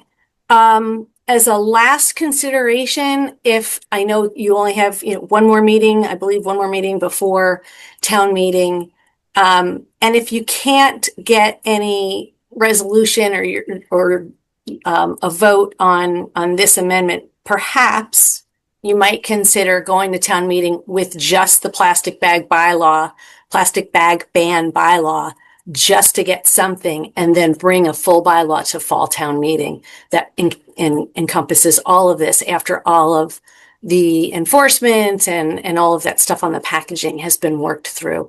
I do want to see something pass at May town meeting. And so if it means just simplifying it to plastic bags, so be it. And we'll come around the next time. So thank you. Thanks, Abby. And I just want to say thank you to, you, Abby, for, having this healthy conversation with our team, and, Megan for joining us, and Lala, of course, for all your participation through this process. So thank you all for joining us for this. So marching orders, Alec, are they clear for your team to kind of work through this with the building commissioner on the exemptions portion, and then kind of reorder this particular section that was just in front of us with those appointed timelines? Yes, it's my understanding that for your next meeting, I will come back with a revised section 3 that incorporates the January 1 dates we just spoke about, And then I will also workshop section 4, the exemption section, with the building commissioner directly and bring back revised language for your consideration. Beautiful. That sounds great. Do we need to make any kind of motion here to proceed in this fashion, or are we good to go? Nope. If you're ready to end discussion on it, I think you can take up your next item on the agenda. Okay, awesome. Any other board comments at this point? Are we good to move on? Okay, perfect. Thank you very much for the conversation. That was a good one. Let me pull up my... Okay, all right. We're on to general business. Future articles for consideration. We've been trying to hold that on the agenda just in case people want to think about that. I know we're knee deep in all of this stuff right now, and there's probably not a lot of thought that has gone into that at this point. But anybody have anything else to talk about at this point? Cindy, I know you were considering a few topics. So I don't know if you want to restate those or if we've already stated those. Or any other member for that. Sorry, you're on future articles for consideration. I'm just jumping around my screen here. Yeah, I mean, I've been working with Ian and Alec a little bit on the getting information materials out regarding the scenic roads, and hoping to get a information fact sheet available for distribution at this May town meeting to give people some idea about, you know, that they live on a scenic road, and we're still working through what the guidelines might be on how you determine what the right-of-way limits are for public right-of-way. But I think we can at least, and, you know, Alec and I haven't talked about this yet, but, you know, my hope is to get some information out, let people know if they live on a scenic road, what the scenic roads are. Ian had already done up a map, you know, just basically some education, because we were asked to do that. And then it's my hope to bring the scenic road bylaw pretty much as we discussed before, with a little bit more clarity about how to determine if you are in fact, if work is in fact in the public right of way. So my hope is to bring that to fall town meeting. And I don't know, Chris, if you have a question about that, because I had a couple other items. Yeah, because what would help, because a lot of people probably will find out they live on scenic roads, but what exactly that means for them, like where is the line drawn? Well, that's what I'm sorry. Yeah. What you're going to get to is, like, some of us have a rock wall, but is it up to the wall? Is it past the wall? Like, if so, how far? And like what the actual limitations on what you can and can't do. Right. So we've gotten some input from our consulting engineers about generally what the public right of way usually is. We've also got, you know, old maps, and again, I'm working with the planning department to try and help clarify. Ultimately, it may be that if someone is going to do work within the potential right of way, that they may have to reach out to the planning department before doing any work. But this will all be, you know, again, education, and you know, we did get that feedback from the public, so I'm hoping that we can lay the groundwork so people are aware, and yeah, just basically an education process, and then bring the bylaw in the fall. So that was the first item, and then the second item. I'm still looking at Aquifer Protection District protections, and I've asked Alec to take a look at potentially getting a review of our APD use regulations, and trying to marry that up with our groundwater protection regulations, which are administered by the Board of Health. And it may mean that we need some professional review, and I'm waiting for Alec. I know he's just got back this week, and he's in the fire, but when he has some time, so I'll hopefully be able to report back on that. But, you know, we may need some professional assistance with that effort. But if there's something ready, I may try to bring something for fall town meeting regarding Aquifer Protection District use regulations. Thank you. Any other board members have any discussion points on that? Yeah, not on that, but in terms of future articles. So I do still want to continue to take the feedback that we received in the last public hearing on the industrial commercial district on Mass Ave, and you know, work with those landowners and bring forward, hopefully, if we can be ready in the fall with something that we can actually bring forward and will pass. And so that's one. And then we, you know, also the village center overlay. I don't know that, every time we kind of punted that and said, we're not gonna have time to do that for town meeting, but, we'll look at that in the fall. And then when you start to look at the schedule again, fall seems potentially ambitious, but that is certainly something, and that getting that village center sorted out, particularly with potentially the housing board, with the land that they are, potentially not going to be using as or selling to the town as a firehouse.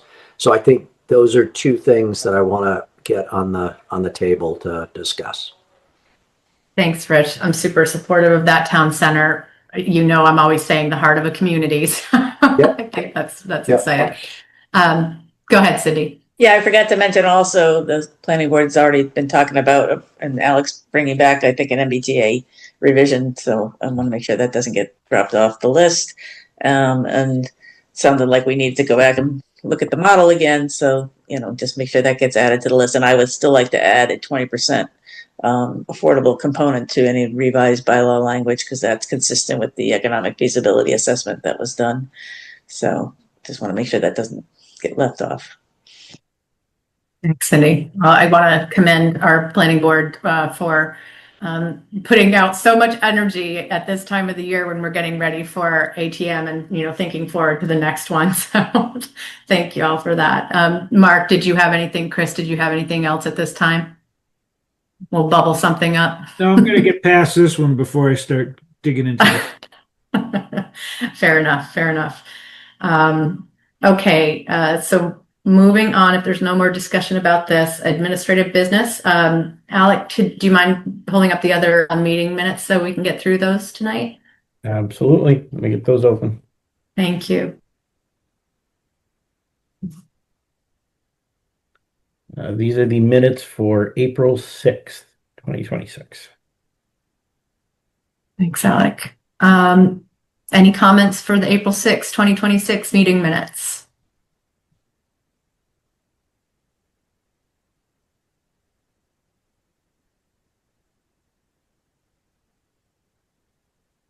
No comments? Okay, do I have a motion to approve the meeting minutes from April 6th, 2026? So moved. Need a second? Second. Okay, moved by Mark White, seconded by Cindy. Any discussion? Okay, hearing none. As I see you, Chris Doughty. Doughty, aye. Cindy Markowitz. Markowitz, aye. Mark White. White eye. Rich Gazardi. I'll abstain. Okay, thanks. And Werner, aye. Thank you. Rebecca, before we move off minutes, I'm just. I think we have one more, Cindy. Oh, we do? Do we, Alec, have one more? It's only I two. thought you said My there were- apologies. Okay, great. Go ahead, Just want to make sure that the minutes are being posted. It looks like our February minutes haven't been posted yet. So I know the March one too we just approved, but I don't know how quickly we're able to get our minutes up, but I want to make sure those are up to date, especially, well, not especially, but we should always be up to date on our minutes, but we're a few months behind, it looks like. So I will connect with our admin team and get that squared away.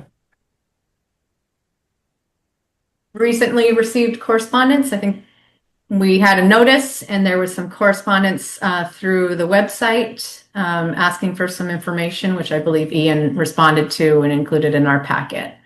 Yes, that's correct. You had both a form submitted via the website and I believe Ian's response as well. Yeah. Any discussion about that, folks? Okay. Moving on.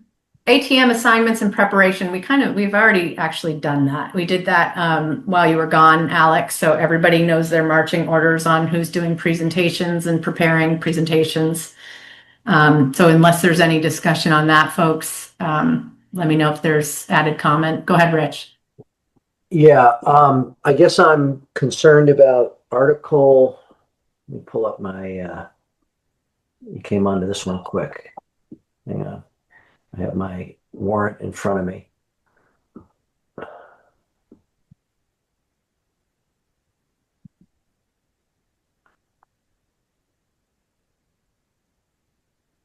article, is it 9? Design review. Yeah, expanding design review. So I've been tracking some of the discussion in town, and noting the FinCom is on record 0 to 6 on this, and it doesn't sound like they're outright against, but they're really focused on the having the specific design requirements, which aren't quite there. The current guideline, while it references B1, it doesn't really talk to how to do a commercial development and how you would apply design standards for a commercial development. So I'm a little concerned that this could suffer a defeat, and I'm supportive of this. I want to see this be successful, but I am concerned that it may not be ready. And I was going to ask this as the person that kind of brought it forward is, hey, this is, I think, time to do.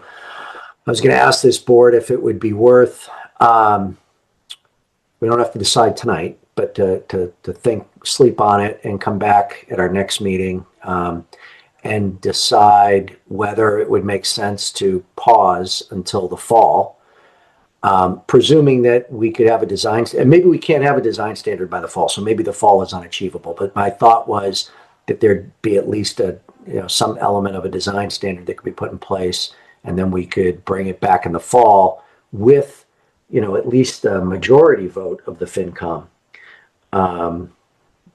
So I wanted to get people's thoughts on that. I am concerned that this will fail at the current state, which would be unfortunate, but I think that might be a reality. If one were to apply our current design standards to the business district, which is, there are standards for the B district, why is that a bad thing, even if the design standards, get improved? But with today's design guidelines, why is that a bad thing? Are there design standards for the B district? Yeah, there are. B1. Only under yes, B1 only under certain circumstances currently.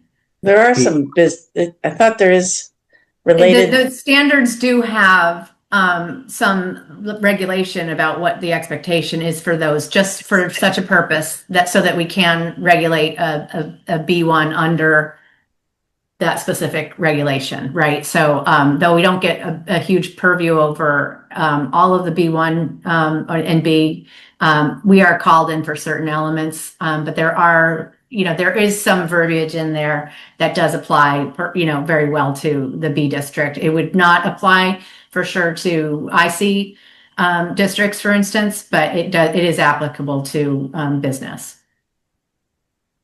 So somehow that's not translating. Somehow the FinCom, somehow it's out there that it doesn't apply. And when you read it, it really does talk about, historic colonial buildings and landscape, and it does tend to talk very specifically to the town center district.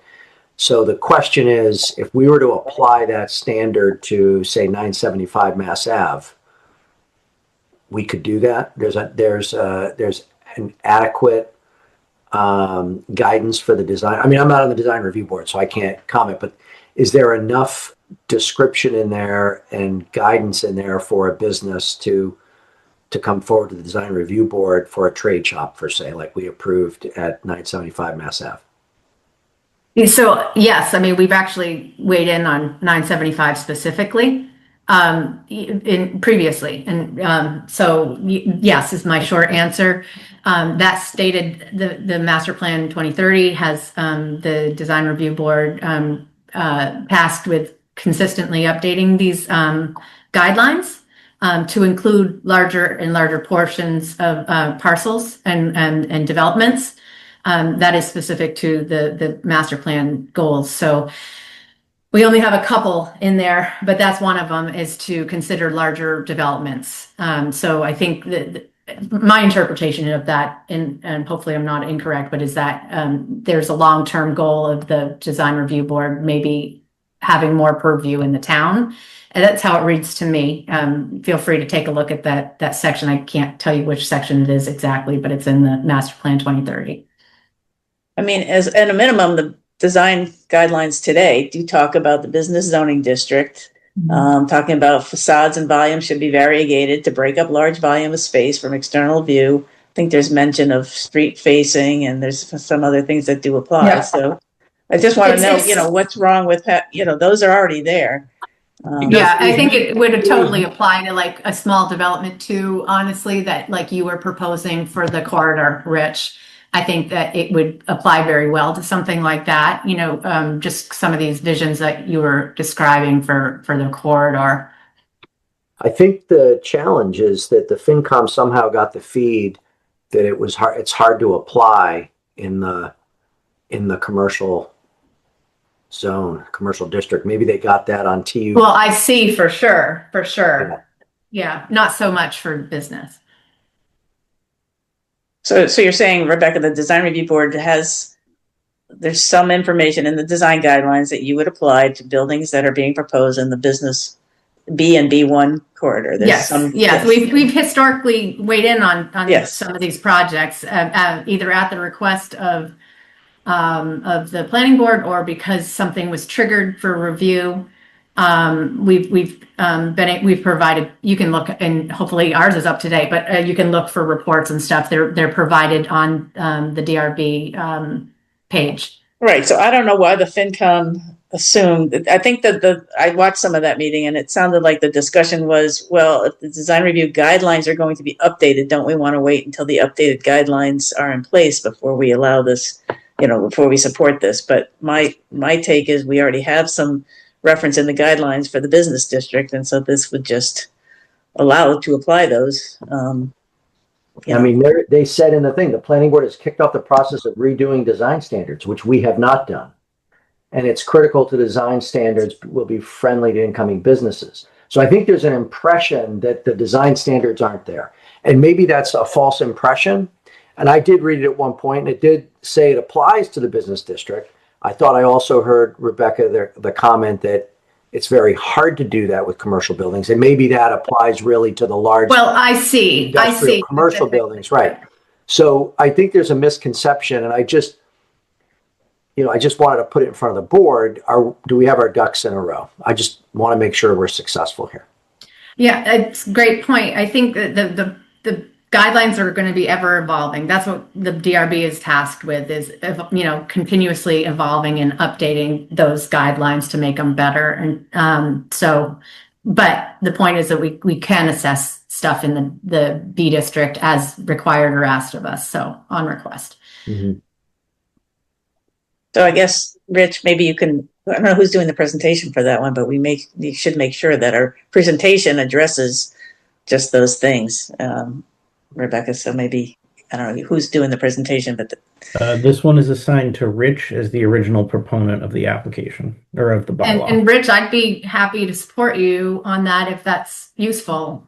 So feel free to, reach out when you're preparing.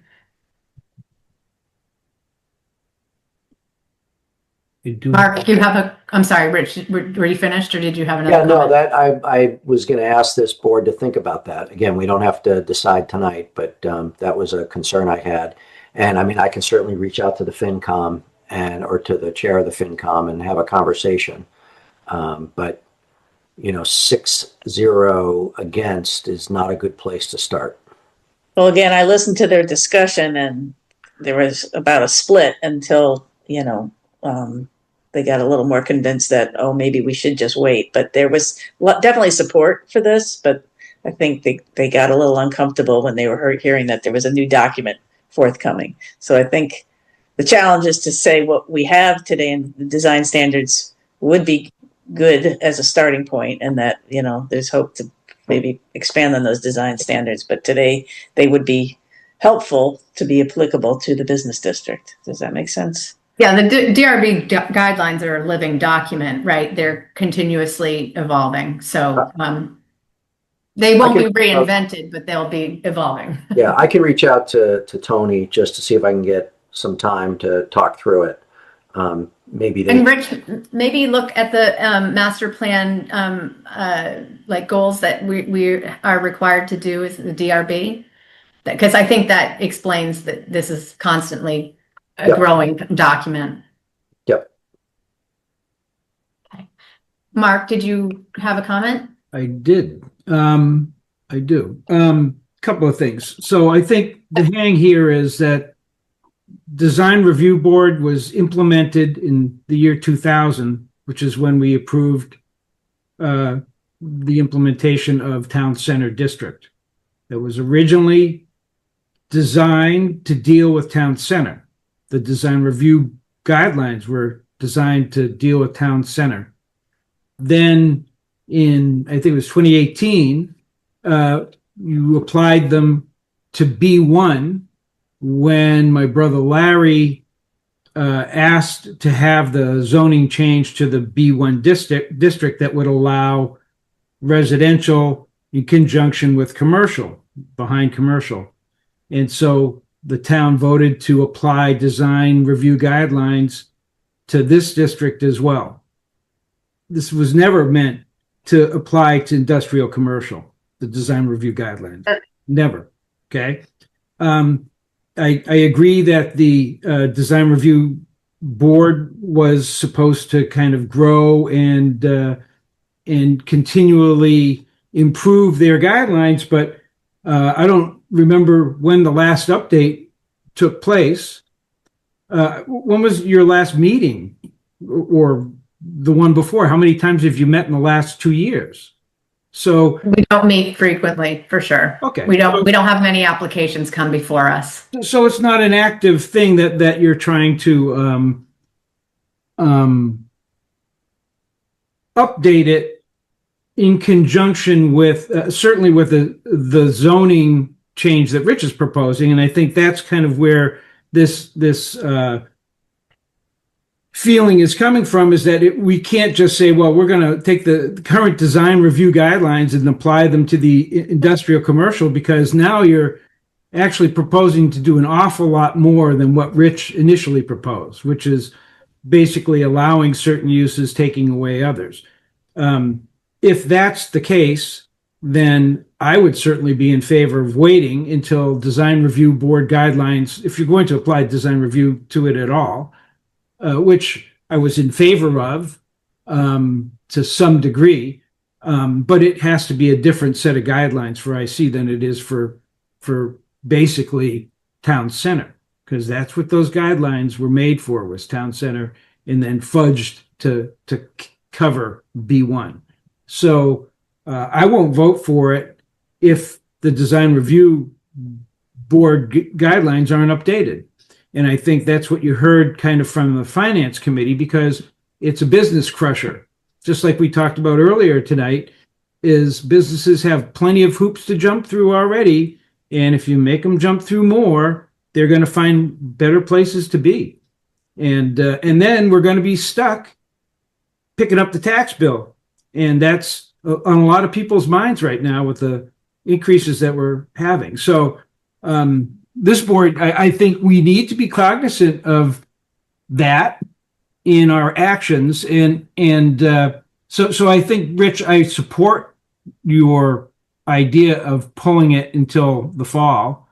And you may have to pull it longer, because I'm not going to vote for it until the design review board does fabricate guidelines that apply to IC. That's all. But to business and IC. But it's So- just... not you keep for saying IC. The guidelines don't apply to IC. They just apply to the business district, B and B1. They do not apply to the business district now. They only apply to B1 in town center. It doesn't say that. It does say that. Though it's not in our purview, the B, right? It still would apply to the B district. Like you could apply this recipe to the B district. As they are written. You could, but I'm not voting for it if you do. That's all. Fair enough. So, and I don't think a lot of other people will. We've through Alec. Alec has been pretty aggressively going through and trying to seek grant funding for a DRB rewrite, because it's, it's probably a fair undertaking of either finances or volunteer hours to try to do it. That's been underway. Gosh, Alec, tell me, I mean, you've been trying do this multiple rounds here to get us funding, and we unfortunately haven't been successful with that. So we could petition the town for a few, I don't know, 20 grand to get a consultant in here, but it's a price tag that it likely carries. I know, Alec, we've been talking about volunteer hours, but that could be a substantial undertaking for. Yeah, as it currently stands, I've scoped out about a 200-hour scope of work that inevitably is going to require me to come before this board at least to ask you to release consulting funds after July 1 to at least hire a second set of eyes to put on these things, as you and the design review board are doing a summertime public engagement driven through the town. And then ultimately, we'd want to do an additional professional review, maybe a design firm, an architecture firm, but a second set of eyes to review it as you're developing your final regulations. Again, it's not necessary, but it's something that we are required under the master plan to undertake on a periodic basis. I'm all in favor of that. Again, they've been difficult guidelines to work with when I saw you work with them the last time. And so, because they're very subjective guidelines on top of it. So really, I think they do need work. And if you're going to apply them to more of the town than they're already being applied to, then I think it's important to renovate those completely. That needs a top to bottom structural renovation of those. And, plenty of towns have done it, so it's not like we'd be the first ones reinventing the wheel. But again, back to the article, I would pull it, Rich, and say we got to work on this some more, because I don't see it passing the way that it is. What is the harm of bringing it for? Just devil's advocate, I always play it. Because town meeting is already tedious enough without having to argue over something that you might bring forward and then have fail. Yeah, I guess if it fails, I think, my concern is that what really caused the concern is the disconnect. Well, with the apparent disconnect of the guidelines to application to the B district based on the discussions that were had. And I realize, Rebecca, the comment earlier or previously from you is more specific to the IC district, right, to industrial scale buildings. So pull that out of it, because that's not the aspect. My concern is right now the warrant's going out to every citizen, every registered voter, or every resident, and it's going to say 6-0 against by the FinCom. And that carries some weight. And if we're truly not, I don't want to be in a situation where we go in and we fail hard, and then do we even get an opportunity to come back? Like, what does coming back look like? Is it forever tainted, and then becomes much more complicated? That's my concern. So I just want to reiterate, you used the example of 975, and the board was able to provide a report. I would encourage you to go and take a look at the report that was prepared for that, because it's the exact same example. And we were able to. Wasn't during this app. Was that a previous application? I don't think you prepared a report for 975, Rebecca. That was not design review board. Maybe I got the numbers wrong. Do I have the numbers wrong? I may. 984 Mass Ave across the street. Now I'm confused, but yeah, okay. So I don't know. We maybe it wasn't 975. Okay, I got my address wrong, but yeah, my point is that we've assessed in the business district. So, and business or industrial style, trade shop style buildings. Not IC. So I want to just drop that whole comment. I'm saying very clearly that we don't have the tools to really, we've tried that in the past at the planning board's request, and I'm telling you that was challenging, to say the least, to look at IC district. Yeah, I guess I'm not talking IC. We didn't have the tools to do that. Yeah, I'm talking B district. The prior. And I can talk to Alec about which one it was, but the prior project you're referring to on Mass Ave was in the B district or B1 district? B, and I recall a review on B1. No, are you sure? I feel like we were asked to weigh, and I'm looking at Cindy as she's shaking her head. No, I feel like 975 was the industrial trade, the business trade shop, and I believe you responded for the DRB that it was not in your purview. Okay, I listen. I'm not going to belabor this right now, but I'll pull it out. But can I just say what I like about the design guidelines that does apply to the business district is this idea that the variegated roofs and the street facing. I mean, they're fairly simple concepts, but I think they're important ones. And we do have in our site plan rules and regs, and I keep reminding you guys, one of the criteria is architectural style in harmony with prevailing character and scale of buildings in the neighborhood through the use of appropriate building materials, screening, breaks in the roof and wall lines. And I've asked in the past to get support from our design review board, and this is a way to get that support. It doesn't mean, again, we don't have to, doesn't have to drive the style, but it helps us make a very important, one of the very important criteria that we have to decide on all site plan review. So I'm seeing it as a tool that helps us, not as something that's going to hurt businesses. I think we've always been very clear that we're not looking to add cost. We get good advice about materials that maybe are even more cost effective. So, I hate to see this one go by the wayside, because I think it's a tool the planning board, it's an extra resource for us. It doesn't necessarily going to add cost. I think that's a false narrative that's been put out there. But it helps guide us and gives us, I think the district that you, Rich, yourself have described as we wanting to make things more architecturally pleasing. So I think it helps. I told you I support this. I brought it forward for that very reason. Again, we're staring at a 6-0 recommendation no that's going to be published and put in every mailbox in town. So that's we're starting with negative yardage, right? Well, I think that was a misinformed discussion. Yeah, they didn't have any planning board. I'm going to have to call Tony and see if I can ask them to reconsider their position. Well, I'd like Rebecca to be in on that call, because I think she can provide some additional. I mean, whatever you guys do, figure it out. But I think that discussion with the FinCom should have been done with some planning board representation there, and I don't know that there was anybody at the time to speak to it. Tuning in, but I think Alec and I might have been on that one. Is that correct? So just backing up, I just pulled up my records. On 25th of November 2019, the DRB was reviewed 984, 996 Mass Ave and Sarah's Way. Yeah, that was a very different project than 975. That was condominiums, right? It was condos. I'm just saying, I wasn't crazy when I said I think we've reviewed this project. Yeah, I'm just looking for if you have an example of like, oh, this was a trade shop, or the design review board commented on something other than a house or other than a colonial. I guess if I in my history of it, Rich, maybe I could.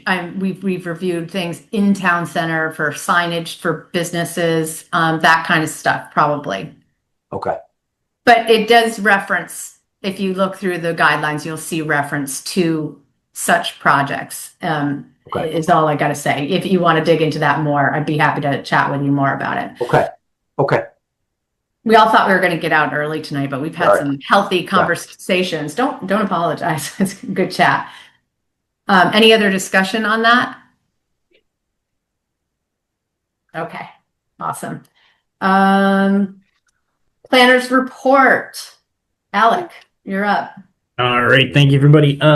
So to announce, the annual town meeting info session has been booked for May 14th. Again, this has been probably the most exciting public engagement strategy that the department has employed this year alone. We've done it on 2 separate occasions, very successfully ahead of the fall special town meeting. Not so successful this past winter, only because we got snowed out, which was never a great way to host an engagement session. But this info session style format was devised with annual town meeting in mind, when you have a room full of articles that can drive engagement and people coming in. So as a reminder, this is a come and go as you please style event. What we've seen is a high rate of participants who have never or rarely engaged with their government in the past. It's not for the folks that show up to everything, although they're welcome to join and attend too. The goal of this exercise is to drum up new participation as well as help people get answers to their questions regarding the various articles. So if you actually turn to the inside back cover of your warrant when it arrives, you'll see an advertisement right there, but it'll be hosted at the library on May 14th. You as a board already have a table reserved for it. When I was putting together the reservations, I did book a table for the planning board, given that you do have multiple articles going forward. Ian and I will be doing up some simple visuals, and we'll actually have drafts of those at your next meeting so you can take a look at them, provide any other feedback you'd like. But I do encourage board members on a rotating basis, not all at once, to stop by and to let me know if you'd even be willing to help staff the table, so to speak, for an hour or two. Ian and I will be at the event the entire time, so you'll have coverage throughout, but face-to-face board member participation is always preferred when a table has work from the board like yourselves. So I do encourage you to attend. Some other articles we're going to be featuring a variety of capital articles. The Finance Committee will be advertising the budget, what's in there and what isn't in there. We have the Community Preservation Committee with their own table, and the Town Administrator's Office will also have a table available for volunteer opportunities and to help advertise a vacancy on the various appointed boards and committees so that people who are attending can learn how they can further engage the very next day. So I encourage everyone to turn out, and as I said, please let me know if you'd be interested in helping to staff the table, so to speak. What are the hours, Alex? It's 2 to 7:30, right? That's correct. 2 p.m. to 7:30. Going to ask because it spans the week, the work day. I was telling Alec that I'd be more than happy to try to attend after hours, after work hours, or whatever I can. But can you send around a sign-up sheet or something for board members? Because some people might have different availability that day, and it would be great to have some coverage from members if they could make it. Yeah, absolutely. I'll note scheduling like this is not something that falls under the purview of open meeting law. So I'll just send you an email directly and people can jump in with, I'm happy to take this slot, happy to take that slot. We can do that offline. That's great. And do we need to post post about, I mean, if there's a quorum, but I guess if we schedule it, we'll know if there's a quorum or not, right? I do a generic posting the day of that explains any number of boards or committees may have a possible quorum that day. So a cover and catch-all in that case. That's great. The 14th? Sorry, Rich, go ahead. Yes, May 14th. Okay. So yeah, I'll send around more information with time and scheduling offline, but it's been a great event so far, very successful at drumming up new town participation, and I'm very excited to see it tested for the first time at an annual town meeting. That's great. Thanks, Alec. Anything else on your front? That is all on planner's report. If we want to move over to, although I will note where MBTA community support is not listed here, I will just give everyone a quick update. Between your last meeting and now, I have not had the time to be thorough in my review and to prepare a presentation of some of those alternatives we talked about at the last meeting. That being said, I have started looking at a couple of those. I'll have that for your next meeting. And Rebecca, you and I will have a pretty dense agenda to work through. Okay, great. Thank you, Alec. I just for under planner's report, I just want to add for future, maybe like an update to the board on some of the projects that are kind of underway, in town, some of the applications that are underway, just so that there could be a status check-in on some of the completion tasks and scope, if that makes sense. I'm not trying to be project specific, but I'm just saying some of the applications that are open and haven't been fully closed out, that would be helpful to understand where we are in the process. Go ahead, Cindy. Yeah, did you have Enclave as a separate topic? Because we did have a resident question and I actually had It's the next topic. Okay, fine. I'll save it till then. Perfect. Do we want to just roll right into that? Yeah, go right ahead, Alec. Okay. So as discussed at your last meeting, Sue and I did do a very thorough site visit with the Homeowners Association trustees present. Sue did have a variety of items that she noted, areas of grade change in particular. We also did go back to the rear of the property and take a look at the restoration area, subject to yours as well as the Conservation Commission's decision, which their end was extended further to allow more time for the plantings to take hold. As an update and a reminder, so this board is aware, but for the public to be aware as well, the applicant did, or I should say the original developer did ultimately move forward with the restoration as it had been proposed. Some will remember I had been advocating for retaining the access road in some way, shape, or form as a 3-season emergency access road, but ultimately the developer chose to remove it as had been originally proposed. They did the removal, they started the restoration work, they seeded where necessary, and I can report that the restoration is starting to take hold. It will obviously take some time to see the plantings grow fully and determine whether it was adequately done and whether it's ultimately held up. But I will ask Sue to note that in her written correspondence, which will be in your packet as a standalone item for the next meeting. So the road has been, just to the point of our community member, that the road has been closed down. There is not access through from the Mass Ave to the rear property there. That's correct. You can only drive about 50% of the length that you would have originally. And then from my understanding, and I actually have seen it, there's a series of boulders. So there still remains some access to the well area, which is required. But the access road ultimately terminates back in to what would be more typical of a ravine or a river run for that original stream that had been disturbed when the access road was put in place. Nate, go ahead. Yeah, so I think folks in the public might be wondering whether all the construction that you're seeing along Mass Ave is related to the access road.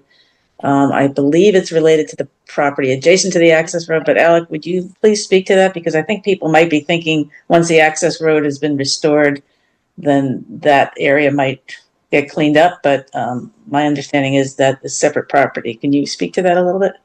Yeah, that's correct. And past planners have made an effort to ask the adjacent property owner to clean that up, to make it more sightly, so to speak, to remove the construction materials, to clean up some of the debris that's been out there throughout the construction process. Those efforts have not been fruitful to date. I do intend to take my own pass at it as well, to make contact with that adjacent property owner, to have a frank conversation. I've been building a decent relationship with them, so I'm hopeful that they'll be willing to withdraw some of that equipment as we're closing this out. Great, thank you for speaking to that. Yep. So question, I'm sorry, the all of the stuff in front of that property, that roadway, that's not the enclave? No, that is all on adjacent owned land by Town Center LLC.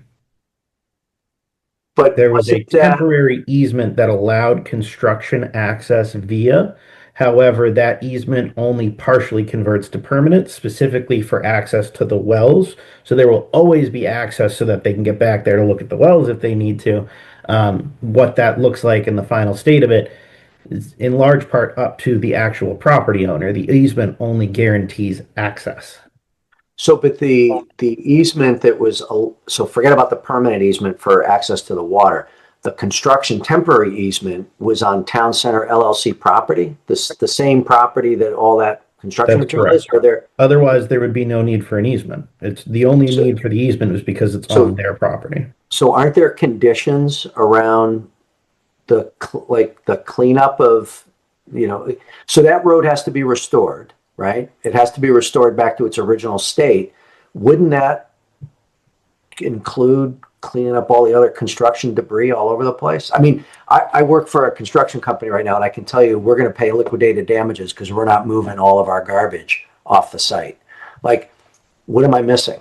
Yeah. Sue and I will attempt to speak to it in our narrative. I don't want to dive too much into legalese to it here, but we'll attempt to help visualize and explain where the responsibility kind of ends, so to speak. Yeah. I mean, I got to believe that I guess where I'm going with it is as part of that construction road approval and the permit that was granted for that construction access road and the condition that it had to be restored back to its original state, I got to believe that would also include the entire area. It needs to be restored to its original state. Cindy, you're shaking your head no. Is that not? Yeah, that parcel is written? separate from the parcels that were designated for the enclave and the construction access road. The parcel that all the equipment is still sitting on is not related, to my understanding, to the work anymore on the construction road, and is related to the work at the parcel with the blue houses. That's all one parcel. It's my understanding, but It's not Alec part of the Enclave project. It never was. They were just had Correct. the right to pass over it up until the crossing, the wetlands crossing in the well area. It's a right to pass to get to the well. Yeah, no, I guess so. Is the construction access road? The construction access road is over the same property that all of the construction equipment is on now. Is that true? Alex got his hand up. Maybe he's answering. Alec, go ahead. The easement spans separate parcels. So as I said, I won't attempt to dive into it in full here. Sue and I will reference it in the written summary that we're going to send back over regarding the other elements, as it's supposed to touch upon the various conditions. So I will address that with Sue ahead of your next meeting in writing. Okay. Thanks, Alec. Any other discussion on that? Okay, moving on. Committee reports. CPC, Chris. Yeah, everything's all waiting for town meeting. Okay, thank you. DRB, nothing to report. EDC. Rich? The EDC, there was a grand opening. If you guys saw it in Boxborough News, Oscar's Burritos has opened up Oscar's Cafe, and we had a grand opening celebration, I think a week and a half ago. And both Congress Representative Senna and Jamie Eldridge were there, and the coffee roaster guys were there, and it's great. And so that was the final project that's been kicked off, or that's been finalized by the EDC through the grant program. Yeah, it's the coffee's great and the burritos are good. So I recommend people go check it out. Don't forget the ice cream. Oh yeah, and the ice cream. It was the morning, so I didn't have any ice cream, but it looked good. Come on, Rich. Come on. I got to draw the line somewhere, Rebecca. You know, There's beer there too. that's right. Okay, terrific. Thanks, Rich. Magic. Mark? Oh, we had a meeting a month ago, and I left my notes in the house when I came down tonight, and I cannot remember for the life of me the whole page of notes. There's another meeting, though, next Tuesday, so I'll fill you in on the two meetings and the next time we raise the issue. All right. Thanks, Mark. Water resources. Cindy? Yeah, well, I mentioned about working with the other folks on the Aquifer Protection District Use Regulation Review. I think the Littleton water line is I think they're still working on getting the betterments in place, but the water line in Boxborough, I think you all know, is installed. I think the hydrants are working, but it doesn't sound to me, and don't quote me on this, I don't believe that the buildings have been connected yet. But you know, that project is moving along. I think that's pretty much it. I think, there's some discussions with the Acton Water District and Littleton Electric about future infrastructure. And actually, Mark White, I think there was some discussion about an MAPC Magic water infrastructure subgroup. I don't know if you got any information about that, but it sounds like Magic and MAPC are also looking at water infrastructure, which the MWRA had put out some studies for the wider region. And so lots of discussion about interconnecting water systems, which, Boxborough is kind of at a disadvantage because we're not close to many of them, but there is talk about, what if someday in the future we want to connect. So that's pretty much the update on water resources. Okay, thank you. And Boxborough Leadership Forum has not met. We meet just periodically. So we have not met since the last meeting. So, okay, we're at that point in the night. Unless there's any discussion further about those items, then I would entertain a motion to adjourn. So moved. Second. Moved by Mark and seconded by Rich. Any discussion? Rich is going for breakfast ice cream tomorrow. Chris, as I see you, Chris Doughty. Doughty, aye. Thank you. Cindy Markowitz. Markowitz, aye. Rich Gazzardi. Gazzardi, aye. Mark White. White eye. And Werner, aye. Thank you guys for all the thoughtful conversation tonight. Yep.